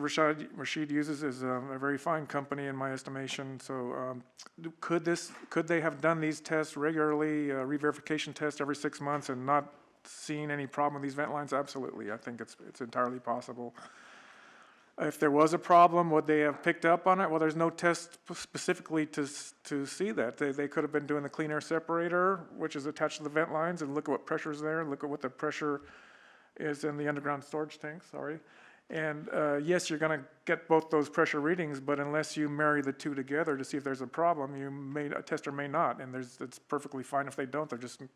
They're not thinking, there's no discrete procedure where you're going to take this pressure reading from over here and see if it makes sense with whatever pressure the rest of the system's using. So that's not a discrete part of any test there. Any tester would probably realize that, but there's really no way to test to discover whether there was a problem or not with those vent lines during regular re-verification testing. So what is the benefit and the purpose of the performance test? Like, what type of blockage are we worried about? Okay, so this is a performance test because, well, to our knowledge, these vents were never tested. So these are like startup testing or birthing testing. You know, when something's brand new, we have this performance test to make sure it's gone in properly. And so your question was? What are you looking for in this test? Okay, we're looking for that, we're going to try to create a blockage. We're trying to make sure that the underground slope, what we cannot see, is sloping consistently and directly back to the underground storage tank, so that any condensation or incidental overfilling, or indeed the gas that we're putting in when we're testing it, will have a clear shot. That way this system can breathe in and out like they do on a daily basis. They're like living creatures almost, gasoline stations. So they breathe in and out, and so we want to make sure there's a clear line. Now, so that's the purpose, and so we try to create a blockage with pouring liquid down it. And did I answer your question? Why is it important to ensure that there is no blockage? Yeah, because these things, they breathe in and out, and the processor, which is keeping all the genie in the bottle at night, which is the clean air separator in this case here, has a clean, nice shot to the underground storage system there. So we have a nice, unobstructed view for gasoline vapors to go back and forth on a daily basis, really. So we have to have a nice, clear pathway for vapors, ergo pressure relief. So at night, when these things want to breathe out, because nobody's fueling during the day, we need some place for that pressure to go and those vapors to go, and we don't need any dips in the line to create a blockage. These things need to be able to breathe. So what is the excess emissions risk if there is a blockage? If there is a blockage, now, so the excess emissions risk really is, when you're looking at a vapor recovery system, you can make them as tight as possible, but you can't ever build the perfect mousetrap. So if you have all the vent lines blocked over there, and when pressure grows, usually at night, when nobody's fueling their vehicles, that pressure has to go somewhere. It's just not going to be contained with the blockage in there. So it's going to be leaking out of all the little swivels and vapor check valves and the nozzles and all that stuff. So all those things have an allowable leak rate. It's all designed into it. You can't build a perfectly 100% leak-tight system and expect it to stay that way. So what will happen is the system won't work as designed. The processors won't be dealing with the pressure growth at night, which they all get. Instead, it'll just build up in the underground storage system, and then it'll sort of leak out through the very little crack and crevice, more than it would if it was being maintained pressured closer to zero. So now in this case here, I have every indication to believe that there was never a problem here. The problem is really that the vent lines aren't sloped all the way down into the underground storage tank. And we have 4 problems, 4 vent lines, 4 problems. Okay, that's what we need to get fixed. 2 of those vent lines on the 87s where the tester was able to blow clear with the nitrogen, so it cleared a shot, so there's no longer back pressure, and that's why Mr. Rashid's been able to operate 97 for the last month, almost. 87. Yeah, 87, 97. Okay, so we got 2 cleared lines, but they're still in violation of the requirements. They don't slope properly. So, now, given over the last month here, what are the chances of excess emissions? Well, it's hard to quantify because there is other manifolding going on the phase 2 part. So these things are all tied together, really. It's like a system. There's 2 systems, but they're tied together. So any excess pressure in your 89 and 91 was somehow bled through underground manifold piping and then still getting over the clean air separator at night. So is it optimal? No. It's the extra pathway for pressure to be relieved in different manifolding. So I think that to make a short thing out of it, then I think the excess emissions have been minimalized over the last month, and they will be minimalized until the repair work is done. Yeah, or started, and then we're going to, I guess the process is to stop fueling once the ground is broken and these new lines are being put in, and not to start dispensing again until the backfill has been done and concrete poured. So I know you said that you have been doing these inspections for a long time and you routinely check for these performance testing. I know there's the expectation that everything will work perfectly and the timing will work out perfectly. You'll get you won't have to do the soil testing. You can request expedition and it will actually be expedited. But let's, based on your experience though, how long does it normally take, or could it take reasonably for a gas station to come back into compliance if not everything works absolutely perfectly? Well, I've seen Mr. Lopez's plans, and he plans to run whole new vent lines from a different location where the vent stacks are going to be. So I've never done that kind of work, but what Dave said, 4 to 6 days, I think ought to pretty much cover it, unless some unforeseen thing it's not unforeseeable that they could have a problem with, of course, soil sampling or something, but I'm saying it's unlikely. And if Dave feels secure that he's got the right parts and everything, once they cut the concrete, I think it should go very, very smoothly, very quickly. So you think 30 days is too long of a time, or do you think that's a good amount of time to ensure that? I think it's a very adequate amount of time, but knowing what my impressions are of Mr. Rashid and knowing Dave Lopez over the last 18 years, Mr. Rashid has taken this very, very seriously. It's like I get phone calls, updates all the time from Dave and so forth. I've been out to the station. I don't think that they're going to be sitting on this at all, really. I think they'll be moving expeditiously and in good faith. So I think that 30 days is more than ample time. I would say that it'd be well done before 30 days. And I don't unless something, we don't know until we cut the ground, but it seems like a very simple job. So based on your experience, would you say that they need 21 days then, or? Oh, you're looking for a date? You want it from me? It says 30 on there. I'll leave it with 30. I think they're going to be done just as soon as possible, though. So it's up to you guys and the petitioners. Okay, I have no further questions. Mr. Lopez, any questions for Mr. Swayze? You've kind of went over, I got 4 questions for Larry. Okay. When did you issue the initial notice to comply for them to perform method 6? Yeah, I apologize for that earlier. I did write an NC on December 22nd, 2016. 22nd. And you were there for the performance test? For the vent pipe testing? Yeah. Mm-hmm. Okay. And the performance test, was it triggered by this permit, or was it just that you noticed that there was no results in his book? Yeah, just like I had said earlier, that it's just a routine thing. That's one of the things I check and look, and actually spend quite a little bit of time with the station owners, especially if it's a small one-off owner. I'll even go through boxes of stuff there to try and find it to alleviate. So I will look very carefully. It's one of the things I do. It's just part of my inspection. what is not based on the new permit. I don't know why that's even So issued. even if there was no new permit and he was in the old one, you would have caught it Yeah. on that date? I would have, So that's what I'm. you were there, you caught it, and you enforced it. Okay. I know you stated something to this effect. After evaluating all the test data, your knowledge of phase 1, of phase 2, in your mind, in your opinion, was this station ever releasing any excessive vapors? No. Okay.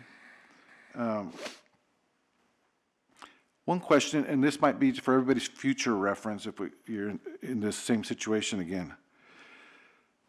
If all the compliance testing is good and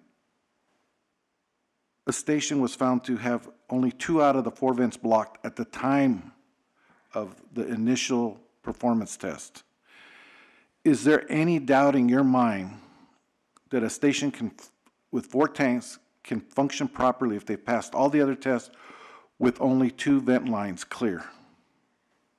I think I've kind of already said that. I don't think that Yes, you there's. did, but I wanted to. Yeah, So the station kind of has a fail-safe there. You got your tanks manifolded underground, you got them manifolded above ground, so the vapors can travel. And is it true that some stations that have several tanks only have 1 vent line, a 3-inch vent line? true. So that 1 vent line is clear, all the tanks are good. Yeah, you can only test what vent lines are there. Okay, that's what I wanted everybody to know, that if 1 vent line is good, then all the tanks are not optimal, but very, very efficient. It was an efficient. Manifolding of the tanks didn't become mandatory until what? Excuse me, 2004. Sounded like you were starting to testify again. Okay. Do you have any questions further? Okay.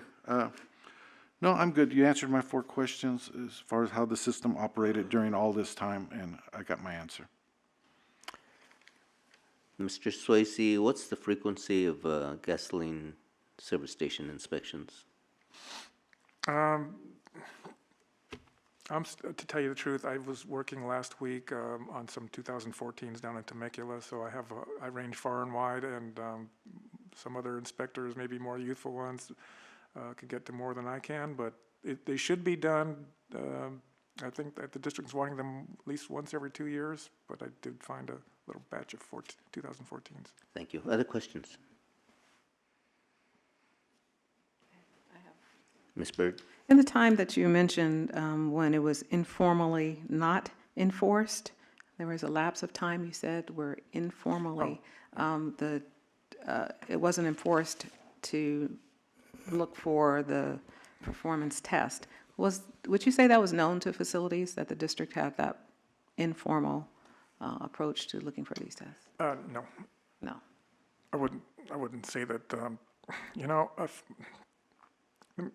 I kind of feel a little bit responsible for a lot of this Method 6 stuff here, because when I came back to Rule 461 in 2007, I'm an inspector, okay, and I used to do be part of this training. I still train, but used to have a testing truck and go out there and work with a specialized group for vapor recovery. I didn't really even do inspections of gas stations anymore, and so I came back from a couple different assignments, and I started scratching my head looking at this Phase 2 EVR. I'm like, well, all the processors are attached to the vent lines. Why aren't we looking at those? And so I think people ran with the ball with that, and it's just something that we were so busy, not to talk about history, but so busy trying to get everybody to put in the Phase 2 EVR and things like that. And it was just a little caveat that was like, well, gosh, I guess we need to pay attention to everything.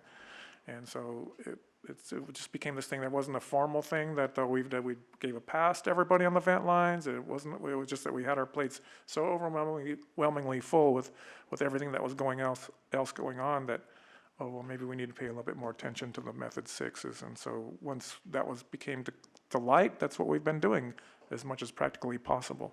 So since 2007, you have, or the district has, been paying more attention to the presence? Yeah, of 2007, 2009, something like that, Okay. around that time. Okay. I base it when, Thank you. okay. Any other questions? Senator? When did you first inspect this station? When did I first? Yeah. Most recently on December 22nd, 2016. So prior to that, you never visited the station before? I went out there, I believe, years ago to perform testing there.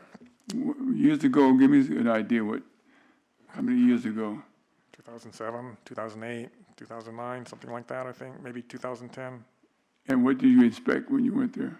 I was with my whole testing team, and I don't know if we did maybe did a couple of different tests there, maybe just looked at the ISD. I don't know, I've been there before, but I didn't inspect the station as an inspector. It was. The documentation that testing had been done? Yeah, they have all Do they have any records to show you when you yeah, were they there? have lots of records, yeah, I looked through all the records, yeah. What did the records show, if you can recall? Well, I can recall that there was no problems. You recall that certain tests were performed in compliance with the permit? Such as? Leak decay, cleaner separator decay, all your phase 1 drop tube drain valve tests, torque tests, V over L's, vapor to liquid ratio, operability tests, pressure sensor tests. I mean, all the tests have been there and been done properly. It's just that there was no record of this particular test. So their record book is fine as far as testing goes. What's the timeline for those type of tests? Every 6 months on a calendar basis. And it did show that they were being tested every 6 months. And like I said, what I felt is a very reputable company. So. Okay.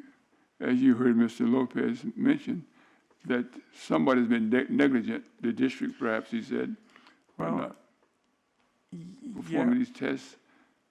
Well, negligent as, it may be negligent, but I can't, it's hard for me to find out who breached the breach of the negligence or causing some kind of negligence. So if you want to put it on the district that we weren't, I don't know what happened there before I even went there. I don't know what your history is with inspectors, but I can't speak to what I don't know about. So if you want to call it negligence, that it was never I'm saying basically what Mr.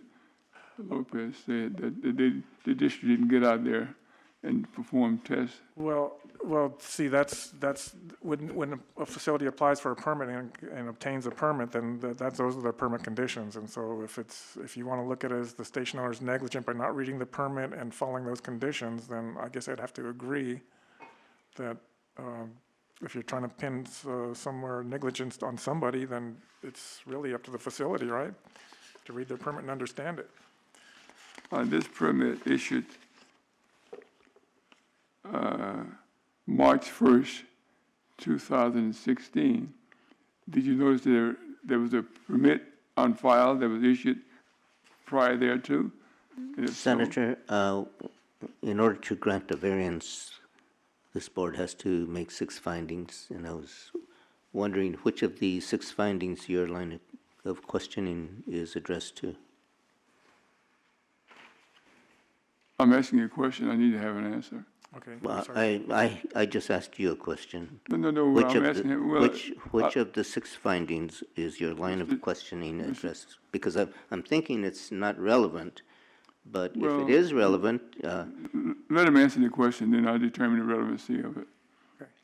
Can you re-ask the question? Can you ask the question again? When you visited this site in December, did you take notice whether or not another permit prior thereto was been filed? Did I take notice whether there had been a previous permit there? Yes.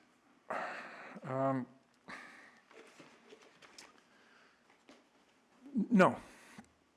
I'm going to say no. I don't know how to answer that. I know that the station's been there physically. I'm sure that they've had a permit. I look to see when I'm looking at doing my prep for the inspection. Do they have an active permit? Yes. Can I bring up a copy of the permit? Yes. Do I look at the equipment, make notes of it? What kind of equipment they have?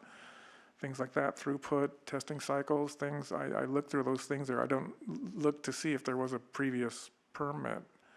I'm assuming that would have been discovered by somebody and then, it's not something I really happen to notice.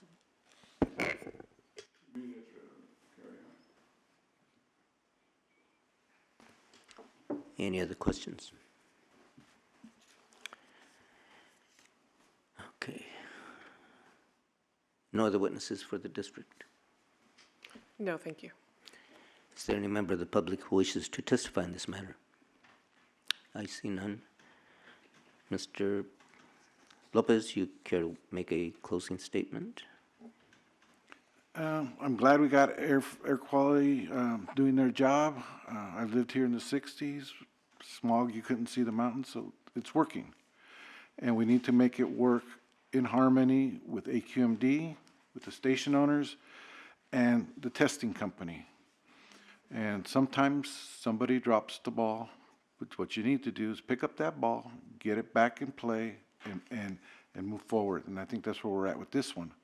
I didn't really want to put blame on AQMD because, like I said, I knew there was a point in time where they weren't enforcing it. So there comes a time when Mr. Swayze came back and he noticed this, you know, because the rules are changing all the time. ISD, phase 1, phase 2, and you know, I think some of these inspectors might have retired because it's hard to keep up with all the electronics and everything that you need to do now. It takes a very, very, you know, new type of inspector. And Larry's there, you know, I asked him when he wrote the notice to comply, and he told me December the 22nd. Even though these performance tests are scheduled within 10 days. So he caught the problem. It's just a matter of when. So now we caught the problem. We're willing to correct it. And I'm fortunate in this case that, you know, he didn't buy the station 3 or 4 years ago because then he would assume somebody else's huge liability. But, you know, he's the same station owner. He would have had to do it himself. So I'm good with moving forward. And like I said, I get caught in the middle sometimes. I want to do what's right. I want to do what's good for the owner. I want to do what's good for the environment, actually. And I think we're on the right track. And when these situations come up, we need to have a meeting of the minds, figure out the best way to move forward, and let's do it. Thank you. Ms. Tiagi?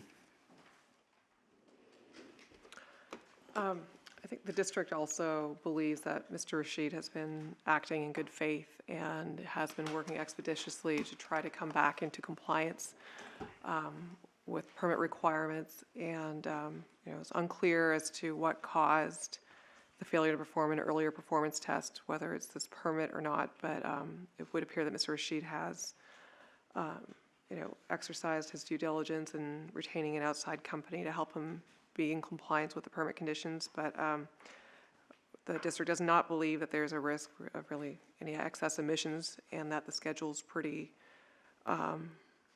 expedited, and that he's further incentivized to come back into compliance. And for those reasons, we would support the issuance of a short variance with the proposed conditions, with the changes to permit condition number 1 to add the word corresponding after the word all. You know, for condition number 9, shortening 30 days to 21 days to allow for any unforeseen events, but reasonably expected events that can happen when you're engaging in a construction project. We believe that with the conditions in between the proposed conditions that require you know, the shutting down of all gasoline activity once excavation starts, and only allowing dispensing of the clean vent lines before excavation starts, that, you know, if Mr. Rashid can operate with less than 21, or can complete the work in less than 21 days, that those conditions will ensure that he will do so. That's all. Thank you. Discussion, board members?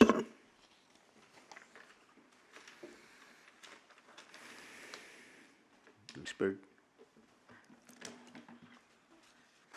We've seen a few of these, and so it always raises that question as to, you know, which has been kind of bounced around here, as to should this have been known by the district, and their enforcement should have been known by the facility. One of the things that was said that impressed me, said by the district, was as far as this facility goes, that their routine testing is done by a reputable company, and it's done on as it should be, and that they have good records. But in this case, this test did not show up in the records, which would lead us to believe that it has not been done. But I still believe that I can make the findings. I'm kind of on the fence, but I'm leaning more toward making the findings. And part of that is because of this is no excuse to not do something because it wasn't enforced. But I do believe when there are small station or small business owners that every now and then something may not be understood that the district did not help them to understand. I believe the district does a job of trying to educate small businesses, but I also understand that it may happen that between the time a small business gets a professional to do their work for them and the time the district talks to them, that there may be some area where it's not clear as to what they should have done. And I also believe that as a small business, that if you had someone coming in making inspections from a government agency, that you would have expected that you would have been told that you were not in compliance if you were not in compliance. So it's because it's kind of muddy right there. I think I can make the findings. The petitioner will be in violation if they operate with a blocked line. So we know that they have 2 blocked lines. We know they have 2 clear lines, but we also know that they have to have this testing done. So in order to do the testing, in order to get everything straightened out, they will be in violation. This is the tricky one, that due to conditions beyond the reasonable control of the petitioner. To say that it's beyond their reasonable control I would have to go with my basic theory that a small business operating for this period of time and never being cited for a violation may have assumed that they were not in violation. And had this only taken place for a year, maybe I wouldn't say that, but the fact that it's been the facility's been there since 1995. I don't know exactly when they would have been in violation, but because of that muddiness, and because I'm looking at this as one individual facility that may not have had that understanding, I will say that it may have been beyond their reasonable control. I'm sure there are board members who don't agree with me, but that's what I would say. Closing or taking what would be without a corresponding benefit and reducing air contaminants. We've heard that there are not expected to be, by the district, that there's, of course, a little breathing that takes place with all facilities, but that there's not expected to be excess emissions. We've heard that there will be no gasoline dispensed while the ground is open, while there's excavation going on, and until it's closed up again and pass the test. So I think that I can make that finding as well. The fourth finding is the applicant has given consideration to curtailing operations in this instance. There's no way that the operator will be able to even complete the test if they don't do the construction and then once again start up just so they can see if they pass the test. During the period the variance is in effect, excess emissions will be reduced to the maximum amount feasible. That ties back to what I mentioned about the opening and closing of the ground and not allowing any sales during that period. During the period the variance is in effect, the applicant will monitor, otherwise quantify if requested to do so. In this case, they're not being requested to do so. And so I think I can make all the findings with the conditions that were listed. This is one of those, for the benefit of the district, I did field inspection work for a couple different counties, and this is one of those situations, and maybe that's why I might feel sensitive to this, where inspectors have a workload, and they are,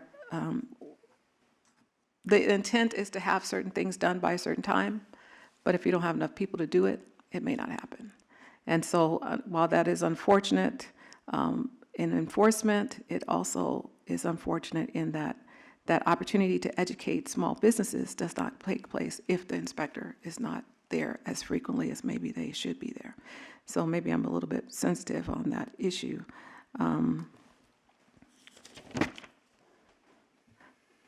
That economic incentive, there's economic incentive, of course, for the petitioner to get this back into operation as quickly as possible. There's already a $2,000 per day gross loss, and that's being taken by the petitioner as long as they're not able to sell the other grades of gasoline. So there is some incentive there. Let me just take a quick look at my notes again.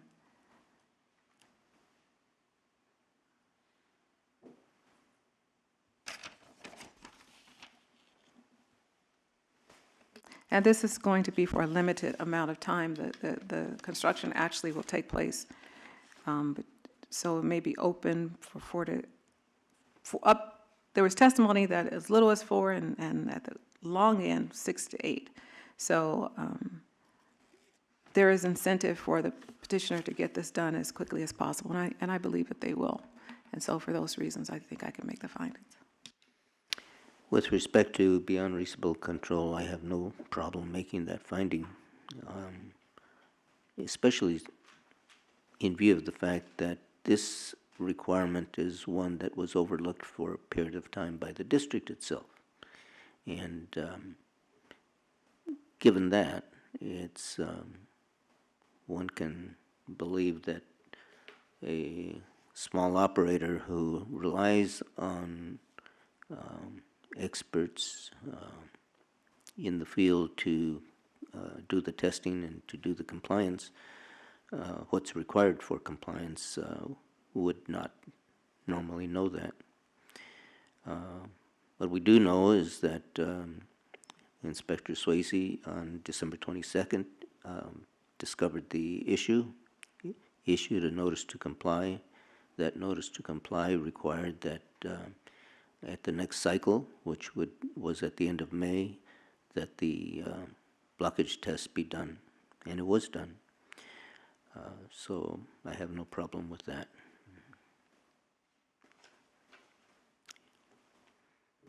With respect to the time of the variance, the length of time, I have no problem with 30 days. Once the ground is open, he can't sell anything, any gasoline, and that will impact the convenience store operations. And we've heard in many other cases that once a customer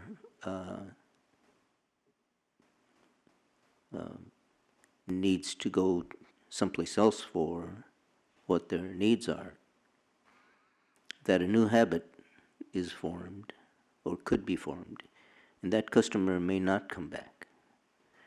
And so there is, in my view, a great incentive to getting this job done as soon as possible. Petitioner is losing money now. When the ground is open and he cannot sell anything, he's going to be losing more.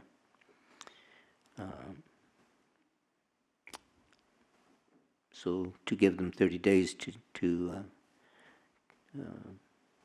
for contingencies, I think is not a detriment to our quality. Ms. Brusack? I agree, I can make the findings. Usually when we talk about beyond reasonable control, regardless of whether it's a small business or a big business, we always say essentially the buck stops with you, with the business owner, and that, you are responsible for reading the permit and taking care of that. However, I do believe in this case, it's different, and that's why we've had a number of these cases. Mr. Rashid said himself, he's a businessman, he doesn't really understand all of that, and that's why he went out of his way to hire what Mr. Swayze classified or characterized as a very reputable company. They've done the testing. We've heard testimony that the testing's always passed. or at least the testimony we've heard is that there were passing on the times it was inspected. And we also heard, as my other fellow board members have said, that this particular test has not been enforced, which might be why this reputable company wasn't necessarily looking for it. We don't know, but we've seen others, and it is reasonable, and it's beyond reasonable control. And given that we've seen many other cases like this, I do believe it's reasonable. Plus, what we're talking about is the short amount of time to fix it. Now, even if this test had been done years ago, it still likely would have failed. And if it wouldn't have, it's a one-time test, and so something would have happened and they would never have discovered it anyway.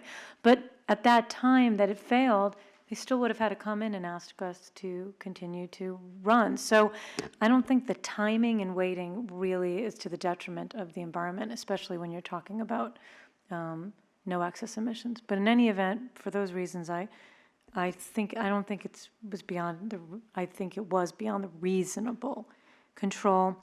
Curtailment, I just wanted to mention that curtailment is an option here, but curtailment here means completely shutting down, and we've heard that that would be of great economic detriment and possibly lead to the loss of some jobs, but certainly of great economic detriment.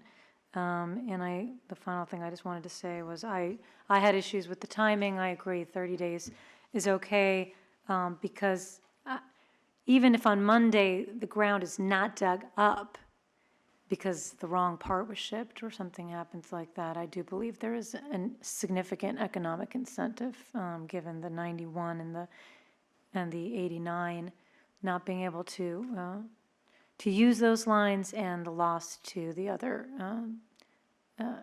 the car wash and the shop on the property as well. Other comments? Senator? I think Mrs. Swayze stated that even though the line for 8991 is written here, 8991, if it's blown clearly, they still got a problem and need to be corrected. I think that's Swayze's testimony. And so therefore, when you break ground to correct one problem, you're going to shut the whole station down. That's my understanding. In terms of explaining the mitigation, how it will be mitigated, number 5, the petitioner states that unless line 89 and 81 is cleared with all constructions, he will not receive any 89 and 91 grade gasoline, nor will he pump the same. So therefore, during the variance, that's what he said he's going to do. And I think that's applicable to 5. And during the time it's shut down, there is no emission because the station is not operating. So it should be 0 emission during the period of time of the variance, during the time construction is going on. That's what it looks like to me in any case. Thank you. Any other comments? If not, I'll entertain a motion. Ms. Byrd?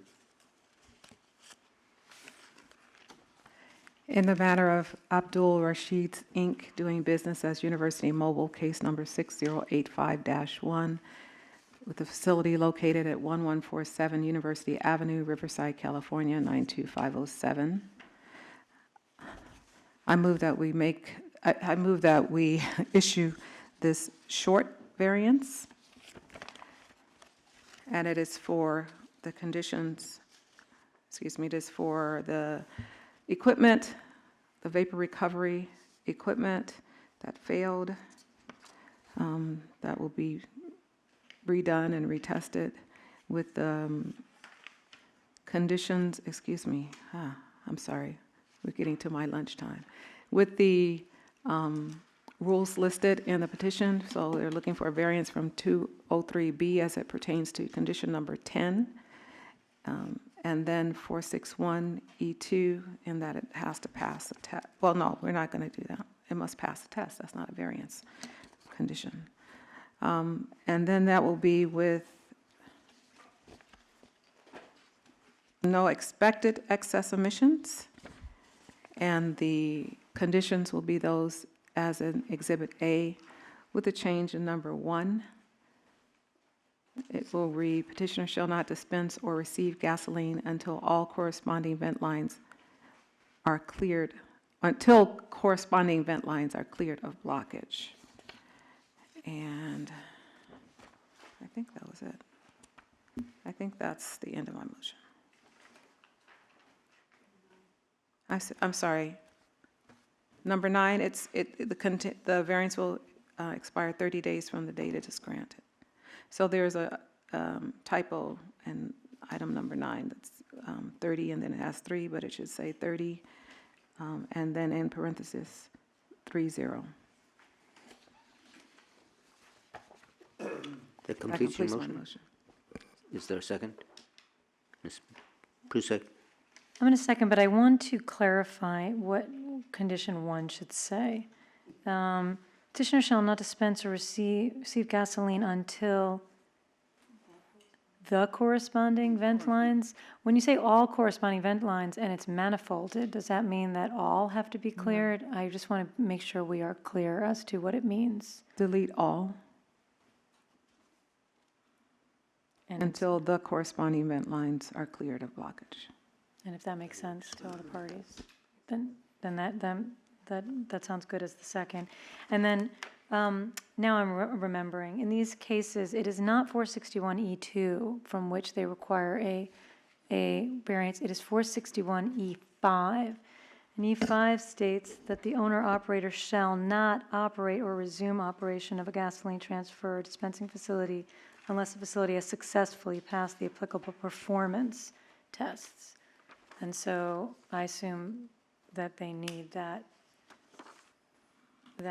variance and that they would want a variance from that particular section. And that would be E5, and that would be through the period until the ground is, can you read it again? I'm sorry. Does it say until you pass the test? You have to have passed the test. So in other words, they need that variance during the variance period. Okay, they need that for the fact that they're dispensing the 87. Okay, I'll accept that change. Discussion on the motion as amended. Doctor? I have a question about number 1 on the variance. Shall not dispense or receive gasoline until all corresponding vent lines are cleared of blockage. We're not talking We about. just amended it. I'm sorry? We just amended that just now. It reads, petitioner shall not dispense or receive gasoline until the corresponding vent lines are cleared of blockage. Okay. But we are not talking about clearing them. We're talking about replacing them. Is there any difference? In the period of time before the construction begins to repair them, the request is for a variance to use the cleared vent lines, which are the 287 octane vent lines. This would allow that. Further discussion on the motion? Yes. When the permit is granted, approved, when will the work commence? Is there a time period for that? Ms. Byrd?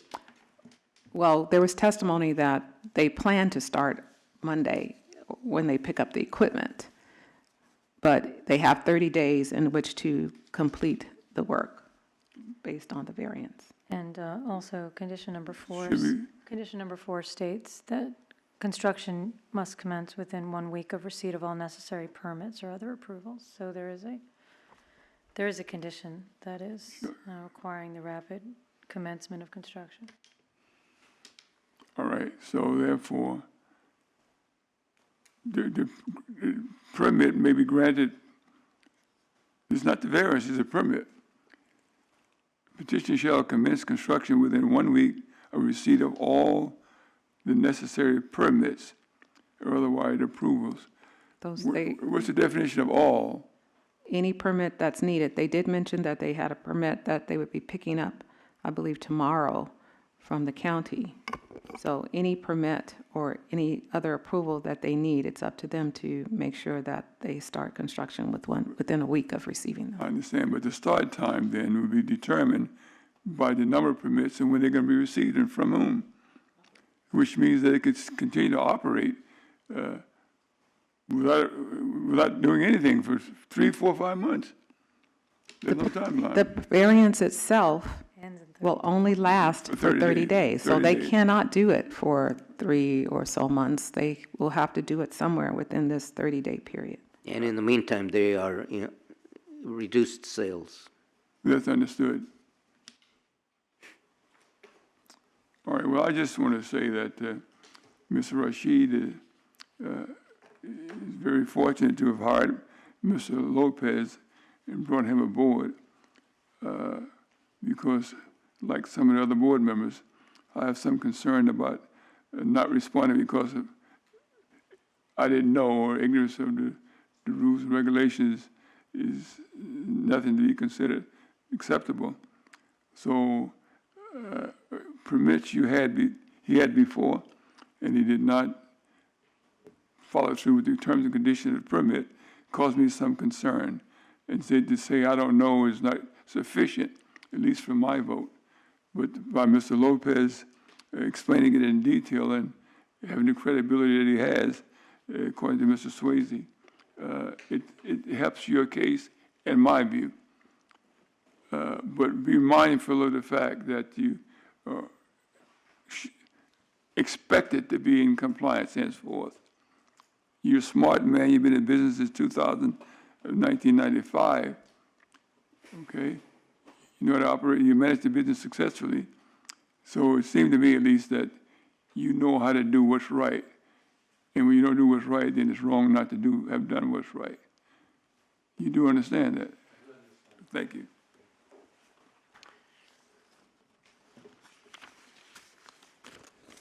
I too wish to express my appreciation for Mr. Lopez's testimony as well as Mr. Swayze. It helped the board understand after quite a few questions. I'll call for the vote. Doctor? Just wish to echo your sentiment about Mr. Lopez and Mr. Rashid's earnestness in getting this resolved. Thank you. I'll call for the vote. Doctor, how do you vote? In favor. Senator, how do you vote? Aye. I vote yes. Motion passes 5-0. Thank you very much. Good luck.